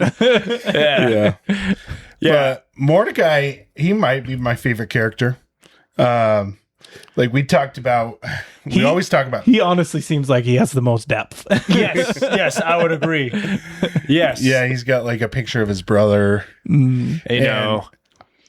No, keep going. Yeah, he's got a picture of his brother in his room, and you hear like little snippets about his crawl, which he made to Dungeon 11, and then he made a deal. So, kind of a fun character for sure. He's just the exposition character. He gives you all the exposition. Yeah, he's Carl's, the mentor exposition. Carl's always asking him the questions. So yeah, I'd say one of the interesting things they hint at is that these characters in the dungeon and a lot of the NPCs are almost hundreds, if not thousands of years old, having replayed in this dungeon over and over again in different scenarios. Like Mordecai sounds like he's done this mentoring thing multiple times over. And he talks about how through human years, like he was there when the Hobbit was published. Learning about humans back in the 40s or the 50s, 1930s, and or 30s. Thank you. So yeah, he was there. So just to give you an idea, if he's done hundreds of crawls and he spent 90 years on Earth, just learning how humans work. So yeah, he's probably decades. So that was old. that was a piece of world building I kind of like, having like these aliens supplanted into human society to know all their norms, so that way the AI can make all the pop culture referencing. Too. And like they were their cultural ideas that the alien systems have had for thousands of years that they just pushed into Earth culture. Like I think they even said they inspired The Hobbit, or inspired Tolkien. I don't think they said that. He just said, I was around since that book, The Hobbit, came out, which, that made me like him a whole lot more because he remembered The Hobbit. But he also made like references to like, when Blockbuster came out, you thought it was the greatest. Like he was so happy that he got all the James Bond movies. He could rent them all. Yeah, he could take them all and just watch everything. And then he was so happy when things went to DVD. It's like, finally, less archaic. There was a lot of references thrown in this. I don't know if you guys picked up on all of them. There's a lot of pop culture references. A lot of 80s and 90s references too. There's some 2000 stuff because Zev mentions Gossip Girl. Girl. It just geeks out about it with Donut, which I'm like, oh my gosh. I could not care less for Gossip Girl. It fits like Donut's personality and like a cat personality. Yeah, a cat personality. Enjoy and, Gossip Girl. They're leaving the TV on for her while they're gone, and yeah, she would totally eat up Gossip Girl. Yeah. Mm-hmm. So, yeah, not much more to Mordecai. You don't really know much about him. He doesn't get in too much about himself. What about these other side characters? Like we talked about Odette. There's Frank and Maggie Mai. And yeah, Maggie Mai, where, there was a big twist there where like Carl leaves a trap for them and it ends up killing their daughter. Which another very clever thing for Carl to do. Yeah, for Carl to do. I don't know if that was like built up. Like I was hoping there'd be more of them in the book. They seemed very sparse considering the rivalry that is being seeded and born here. Mm-hmm. And, when you find out that their daughter's dead because they fell for the trap, which I don't hold Carl responsible for that at all. It's why did they even bring her close to it? Why are they getting her involved and all that kind of stuff? It's very debatable. Well, beyond that, Maggie Mai literally chokes her daughter to put her out of the misery when her daughter, if she had been introduced properly into this dungeon, she could have been healed beyond, or with a potion or a spell, whatever. Yeah. So I don't get Maggie Mai's worldview on this. Like, she's just delusional.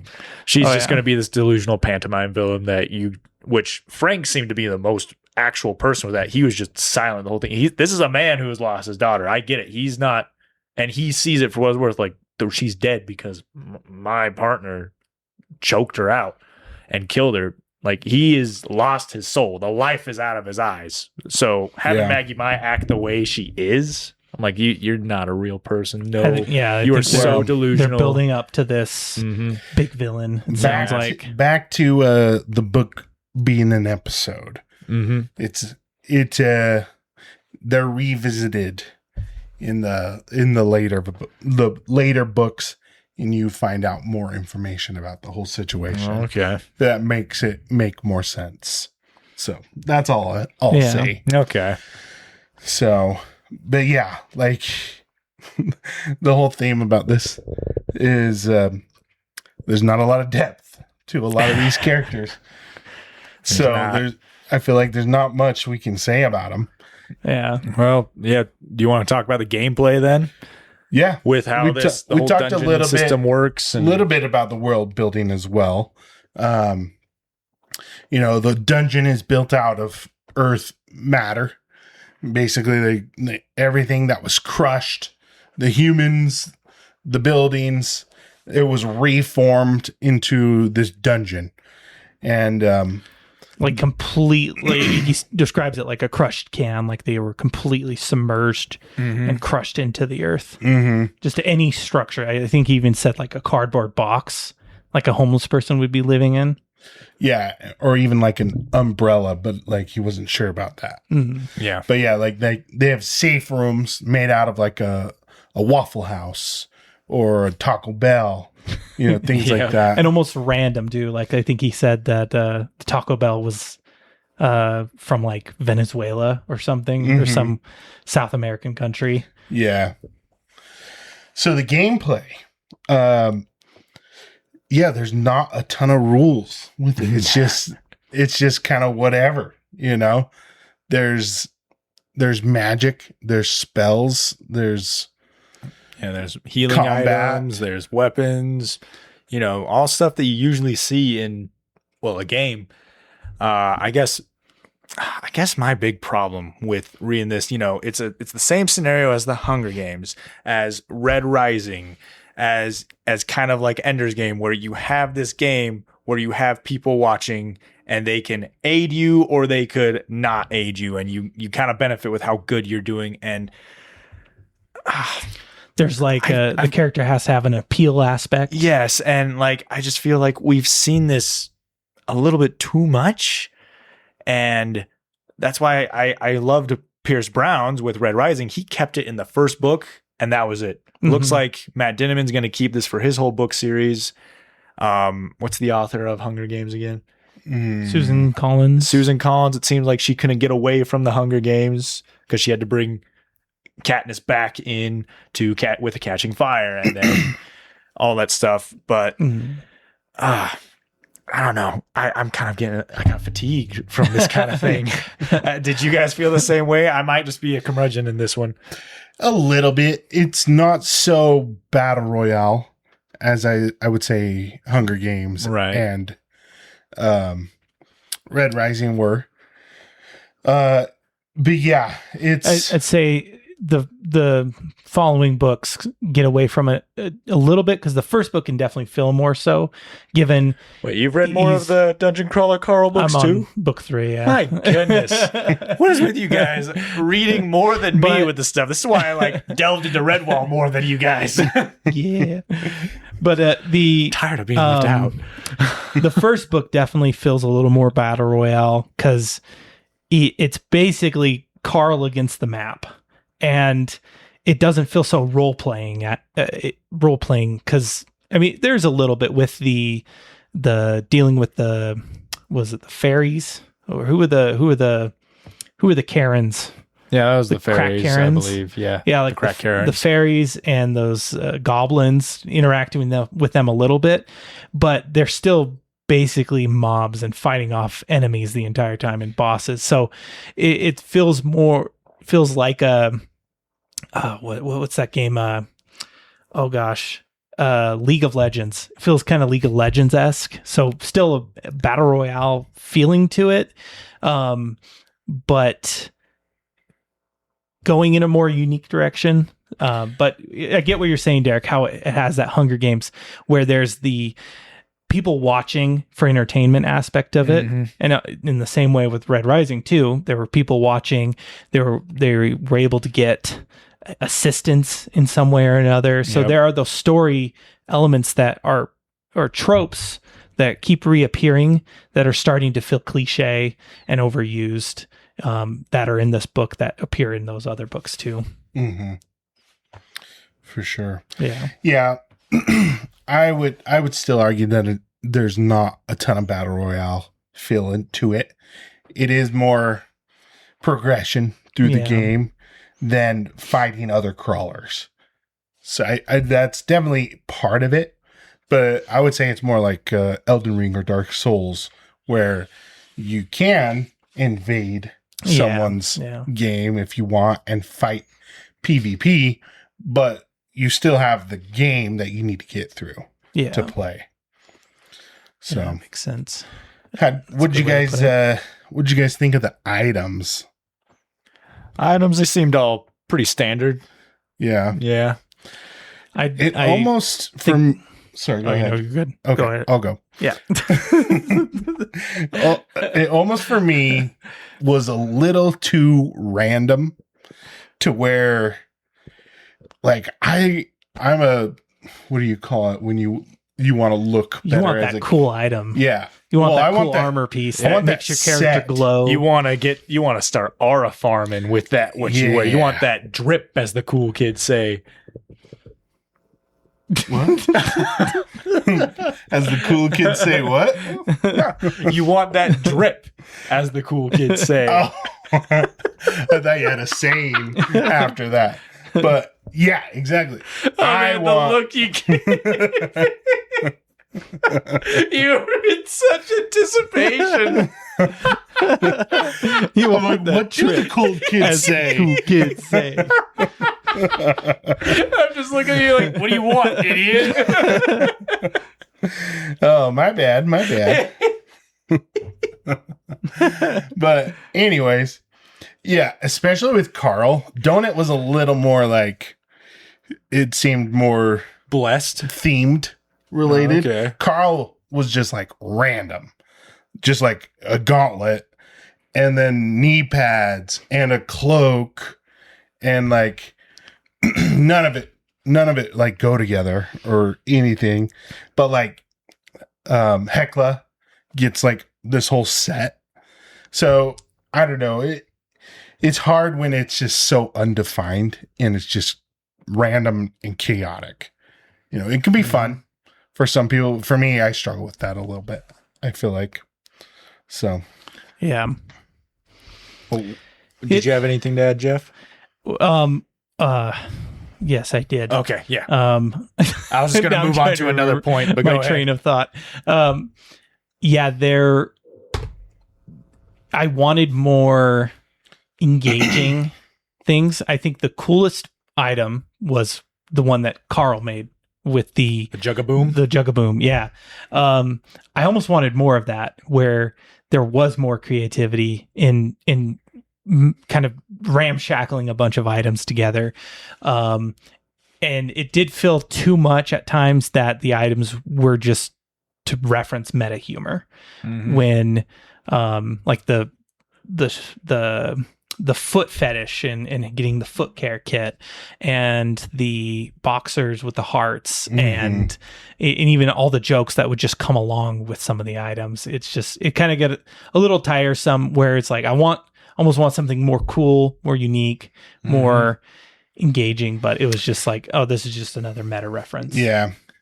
I will say it does get better through the books. So, all right. At least there's in hope my opinion. for something. Yeah. I'd say he hits his stride in book 3. Book 3 has been my favorite so far. And that's And what I'm on it's now. been like the one where it's like, oh man, that is so cool. That is a pretty cool item or pretty cool thing. But as far as this book goes, I do feel like, yeah, it's a lot of these. It's a pilot episode. These pretty much. jokes just these jokes just beaten to death, just over and over and over. It's like, yeah, okay, the AI's got a foot fetish. That was funny. Now it's like, all right. Now, what did you guys It's think almost of, like the author now has a foot fetish. Yeah, what did you guys think of as a whole of the sardonic computer program, the AI, and making all its like references and just demeaning and demoralizing things that it said? I mean, yeah, like it's funny. Like the AI was very funny and but it's to the point of they're throwing so many jokes at the wall. Sure, some will stick. Yeah, a lot of them are just like, it's okay. your rapid fire stupidity. Yep. Yeah, that's okay. That's the vibe I was getting. Although, how did you guys feel when he mentioned collecting the Magic the Gathering cards? It was all pointless and useless. Since all three of us have done that. Yeah, I mean, like we said, some of these jokes are gonna hit. Yeah, you know, and that one was funny for sure. That one was pretty good. Well, I was sitting there thinking like, I'm so glad I proxied a lot. I didn't fall into that entirely. Yeah, I'm like, I did not follow that entirely. I mean, there was a few years where I put a lot of money into Magic, and I'm not getting any of that money back.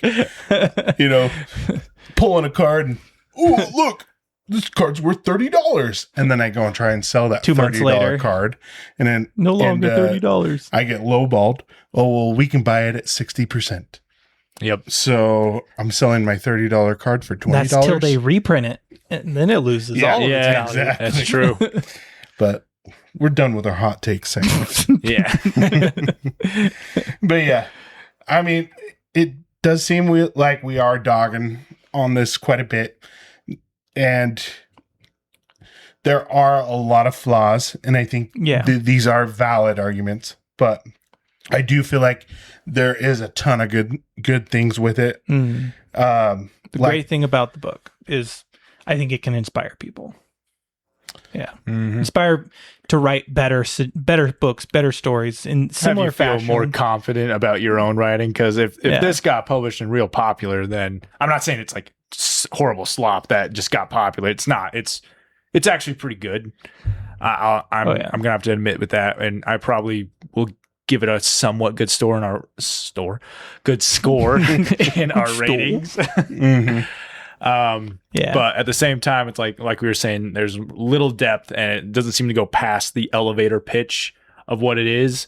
But because Matt Dinniman was able to like make a whole book series of this, and he is really, reaping just the the benefits of it. Yeah, sheer amount of social media popularity. Yeah, that is should crazy. encourage all of us to be Yeah. like, oh, wow, maybe my idea isn't as stupid as I thought, you know?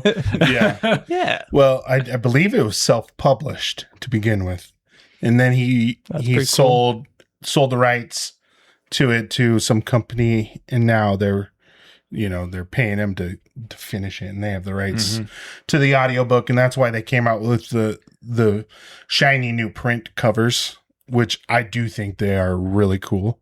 They are actually some of the covers that I really like.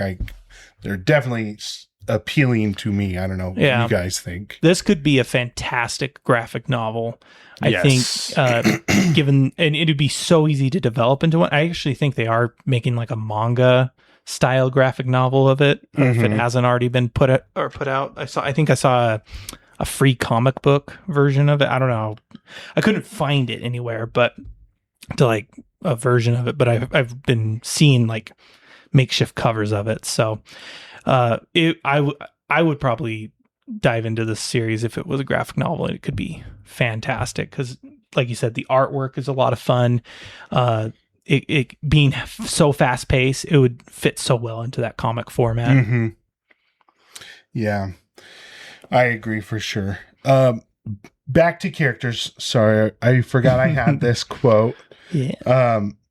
I heard Matt Dinniman say this in an interview, and I really like this, and I'm gonna start using it for my writing. He said, this is his method about writing characters. He says if they have a name before he writes about the character, he has to figure out what they are most afraid of and what they want most in the world. So I feel like that's a good kind of like base when you're bringing or building a character to write about, figuring like what's their biggest fear and like what is their motivation. So Mhm. I would I agree. just thought that was interesting. Really helps and to have that established so you can know how your character, I guess, responds to the situations you develop. Mm-hmm. Yeah, I've heard that before too. Really good advice. Yep. Cool. Should we talk about favorite parts? I know we talked about the rage elemental a I little already bit. made my part known on my favorite part, so I don't know if you guys share the same feelings because the rage elemental was definitely my favorite part. Yeah. I would say that's probably like the only part where I was kind of just like, just dying to hear the rest of it. Mhm. Every other part, I'm just like enjoying and like entertained. And I'm like, yeah, this is great. This is great pacing. It's fun, entertaining, but there's never I could set down this book and be okay. And like go back to when I want or when I can and be fine with that. The rage elemental part is really the only part where I'm like, okay, I'm going to sit and listen and finish this part. So I don't know what if you guys had the similar experience. I actually probably am a little of the opposite. I was kind of bored. Well, I wouldn't say bored. I was. I enjoyed the rage elemental part, but I feel like I knew where everything was going with it. So I could set that part down and be like, oh yeah, he's going to do this. This is going to happen. This is going to happen. Donut's going to teleport away with him. And like, I kind of just knew where everything was going. What had me intrigued was anytime the Borant or the fish people, the mud skippers, what's their name? The Kuatine. Kuatine. Yeah, the I love that name. That's a great name. Anytime they were brought up or things around them or the politics, I was enthralled by that. I'm the kind of person in Battlefield Earth. I love the first part where they're fighting off the aliens, but then I do also love the second part of it where it's all politics with the aliens and they get into this galactic debate over Earth's position in this universe now. And that's how I felt with this same thing with there's just this galactic government. I can't remember, what do they call Bureaucracy, or all the bureaucracy going on, and the politics between the Borant business, and even with Zev and how she wasn't a party member. I was like sucked into this. I'm like, oh, so what does that mean? What does it mean for her to be a party member? What does it mean that Borant is going bankrupt, and how is this going to affect the dungeon? And why are the mud skippers, why are the Kuatine so intimidating to everyone? There's just these little fish people. Fascinated by that. That had me enthralled. Yeah. The Rage Elemental, cool part. I loved the part where they get Mongo. That whole setup and that boss battle was so much fun. Yeah. But again, I felt like I just knew where everything was going. For me, it just like each action sequence, I was like, oh yeah, he's going to do this. And then that's what happened, or he's going to do this. So I kind of started to expect certain things, and it just was happening. So that's, I guess, where the action was getting a little boring for me, but the politics were fascinating. Yeah. And I really am curious on like how in depth he's going to get with the politics, because even with these other books, it's just, there's little snippets. It's similar to this first book.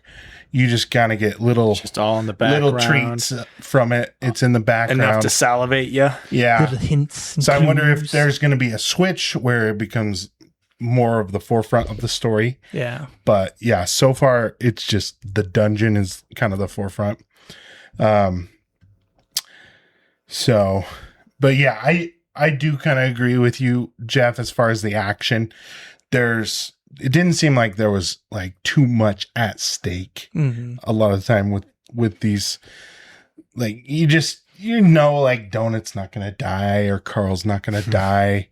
And so like the stakes of these boss fights just weren't quite there for me. Yeah, like the one with the juicer, I felt like I was watching an episode of Regular Show. Yeah. Just this goofy, bro, you can't do that to me, exactly bro. Sounds like it. Yeah. Yeah. Which, I mean, we gotta praise Jeff Hayes for his voice talent, his audiobook talent. He definitely did really good. The audiobook for me.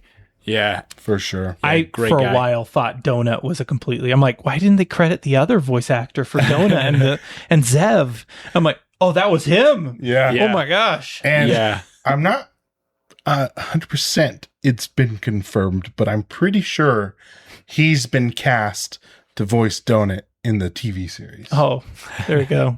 I don't know if the fans would have it any other way. I don't think so either. But I wanted Jim Dale for Dobby. Dubby. He wanted him to Dobby. Nail the dub, yeah. Dobby. Dub Dobby. There you go. Dobby. You're beating me to the joke I saw. That low-hanging fruit. Oh, anyways. Dude, we are the same.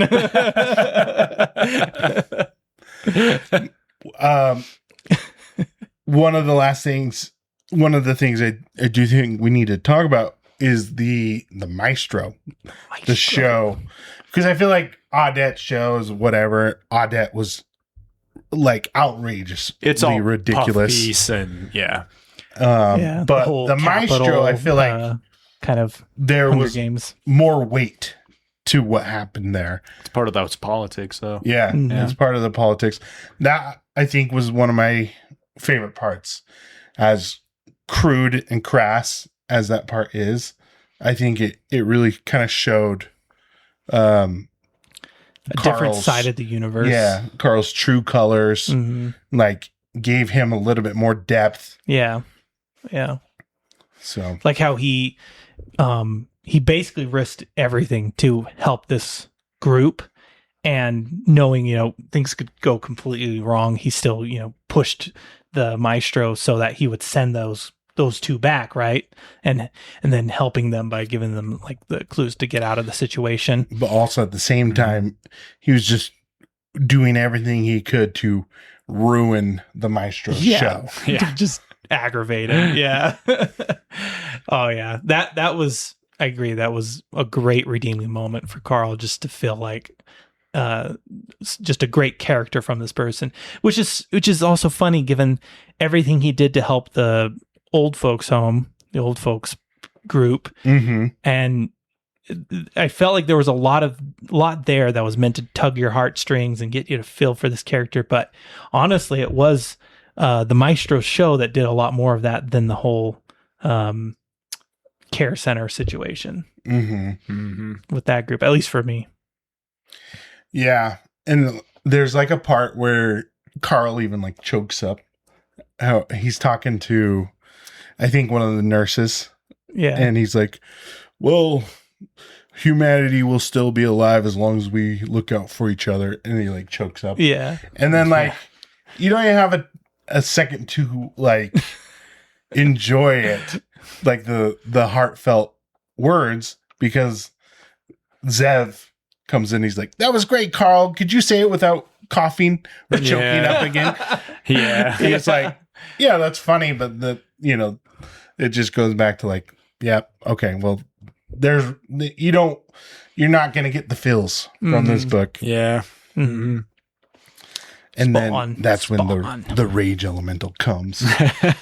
Oh, because one guy and they spend in the hallway. Yeah, a little too much time talking about his anatomy. pee-pee. His Yeah. phallus. Yeah.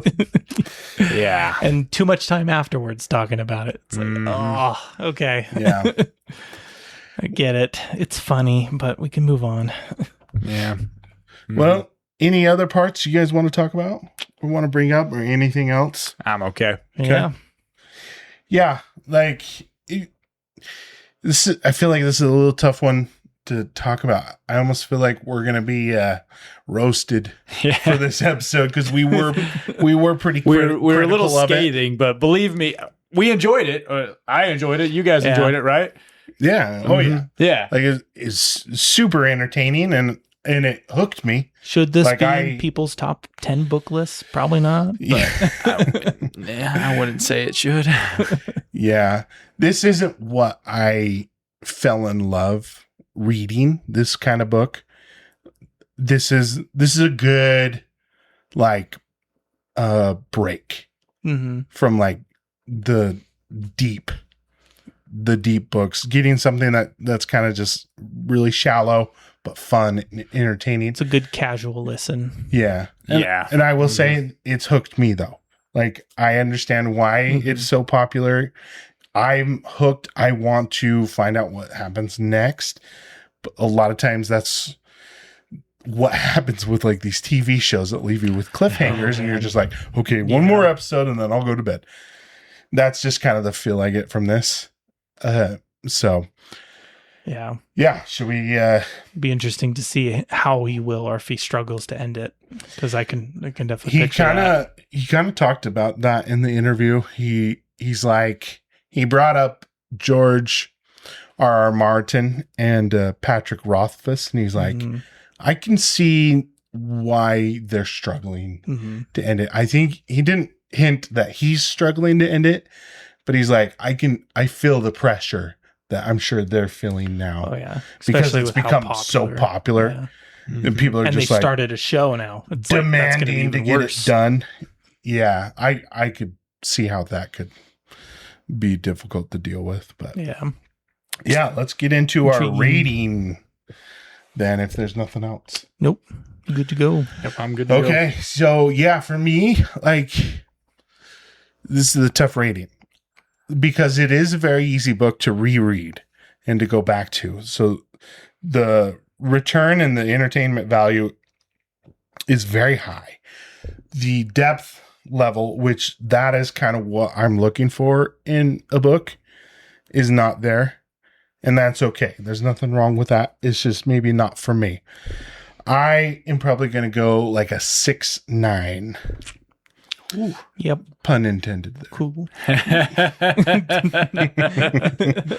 Goes on the humor of the book. Yeah. Goes with the book. Pun. Is it a pun or no? It's more of a innuendo. Innuendo intended. Innuendo intended. Wow, that was smoothly said. Innuendo intended. Hey, sometimes I can speak. Most of the time I can't. Well, I would kind of echo what you're saying. This is a fun read, but my problem with books that reference so much in pop culture is it's eventually going to become dated. Mhm. It's not going to age the best. So this book is definitely not it's not going to receive enduring classic status. Mhm. It doesn't have that. And the fact that I can't share it with my kids until they're at a certain age, I want to enjoy stories with my kids at any age. That's Will probably you why. ever share it with your kids? Probably not. Probably not. The closest thing to this I'll share with my kids is probably Red versus Blue. That's just iconic, though. But yeah, it's definitely in popularity. It just doesn't have that emotional meat I can sink my teeth into that all the greats have, like Watership Down and J.R.R. Tolkien's works and all other books of the like. It doesn't have that stuff that gives me the escapism, the reason I have fallen in love with storytelling to begin with. So yeah, I gave it a solid 6, which means it's not bad by any means. It's fun. It was not a waste of time. I can see why it's popular, and it's probably going to make a great TV show if they don't screw it up like they have other TV shows of other books these days. But yeah, solid 6 out of 10 for me. Nice. Did I say J.R.R. Tolkien or did I say You said George R.R. Martin. Okay, good. Yeah, Sorry. you said the right thing. Okay. George R.R. Tolkien. J.R.R. Martin. He stole his R.R. He attributes his R.R. to J.R.R. Tolkien. Yes, yes, he does. All right, Geoff. All What right. are you going to give it? Yeah, I agree with everything you guys are saying so far. There can be some rereadability there. I just, funny enough, I get what you're saying, Derek, about how it'll lose its ability to carry those references, because I was watching Quest for Camelot and I thought it was so funny. I love that movie. It's a great movie. But my daughter will really never understand the Elvis reference that the dragons make at the end of their Without You song. Yeah. And it's like, even me, like, I barely get that because, there's been enough Elvis, but honestly, like, my daughter will never understand that reference. And that book has that flaw to it, or this book has that flaw to it. Honestly, it kind of makes me think of Player Piano, because yeah. I feel like you enjoyed the movie more and I enjoyed the book more because I got more of the references of the book, and those references from the book are pretty much outdated at this point. Player Piano movie? Ready Player One. Oh, Ready. Yeah, I'm like, wait, we never talked about a Player Piano movie. I'm sitting there going, what in the world? Oh, Player Piano. Ready Player One? Yes. Ready Player One. Yeah, that makes sense. Redder now. Player One? Shut up. Joyce. Innuendo All right. intended.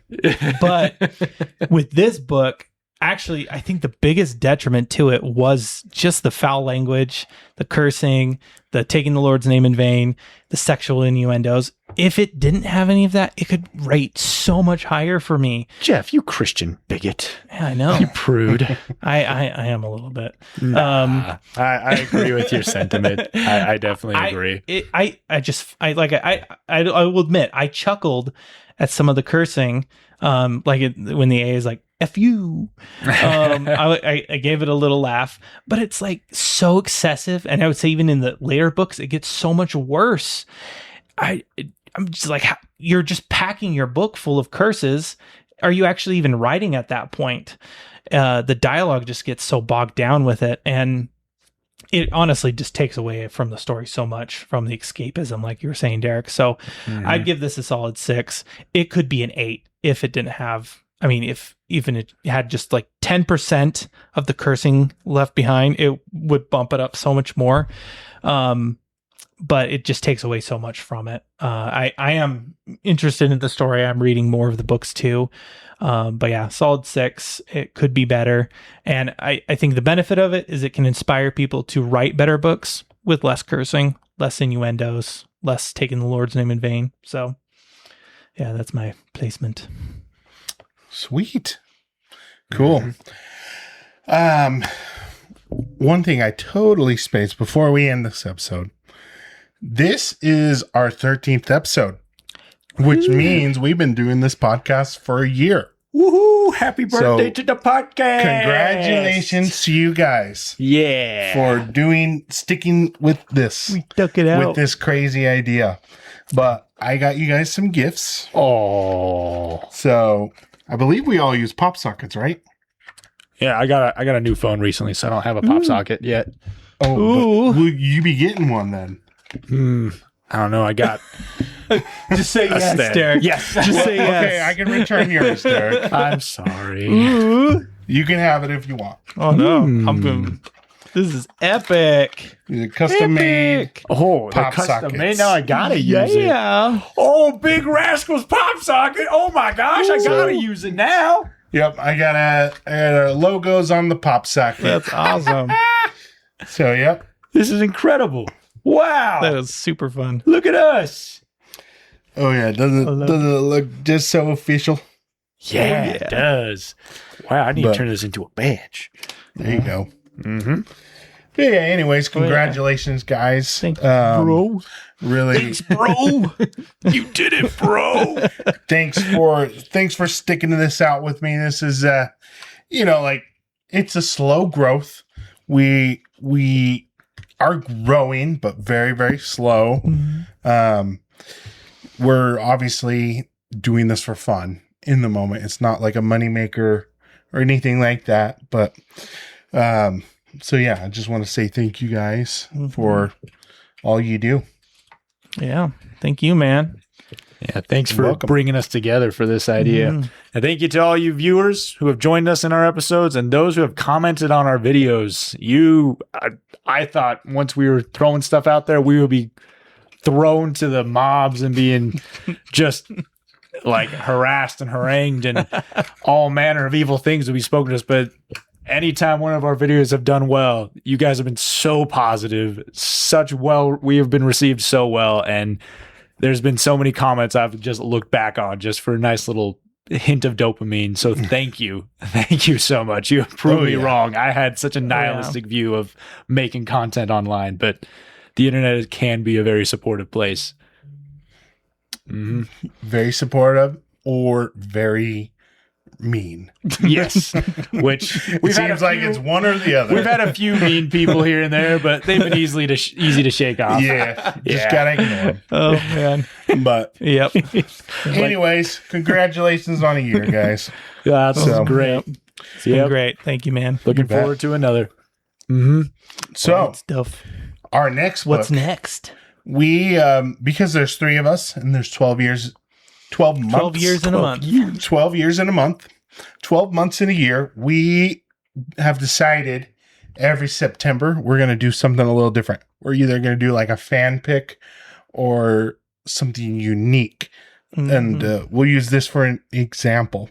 We have a friend that is a author. He is a published author. And He actually did it. Yep, he did Yep. what we all hope He's to do. one of us that has actually done it. Yep, he's probably a lot more talented than all of us combined. And we're going to do one of his books. It's called There Will Be Thousands. And he goes by the pen name Alexander Robb. So join us along with that on reading the book. I think it's not too long of a book. So I think it'll be a great one for this month.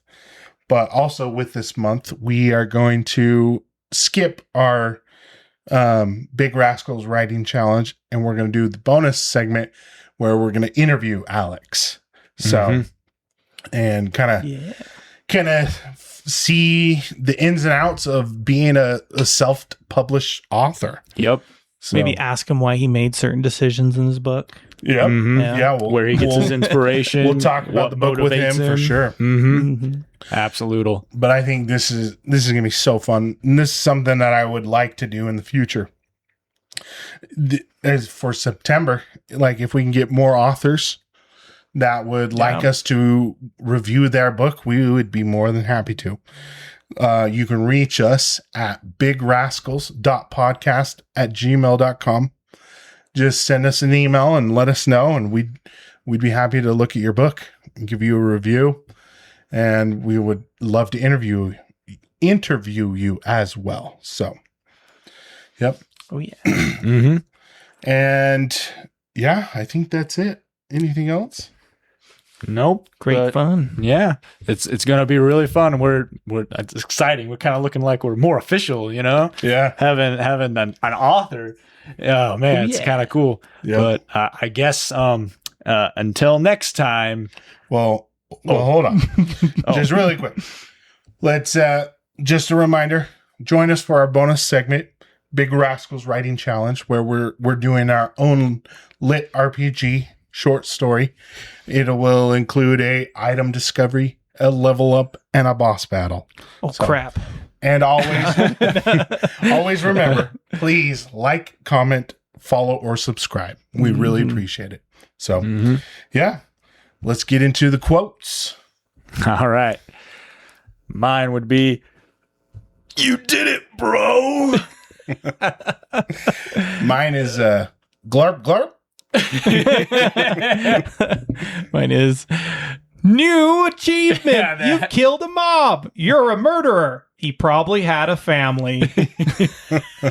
Glad one of us did the new achievement, because that is a vocal stim. And we gotta give him credit. There are a lot of gems in there that there's will a lot make of you great chuckle. one-liners. So, yep. Yep. But until next time, keep reading Keep writing. And stay rascally. Alrighty. Oh, my butt.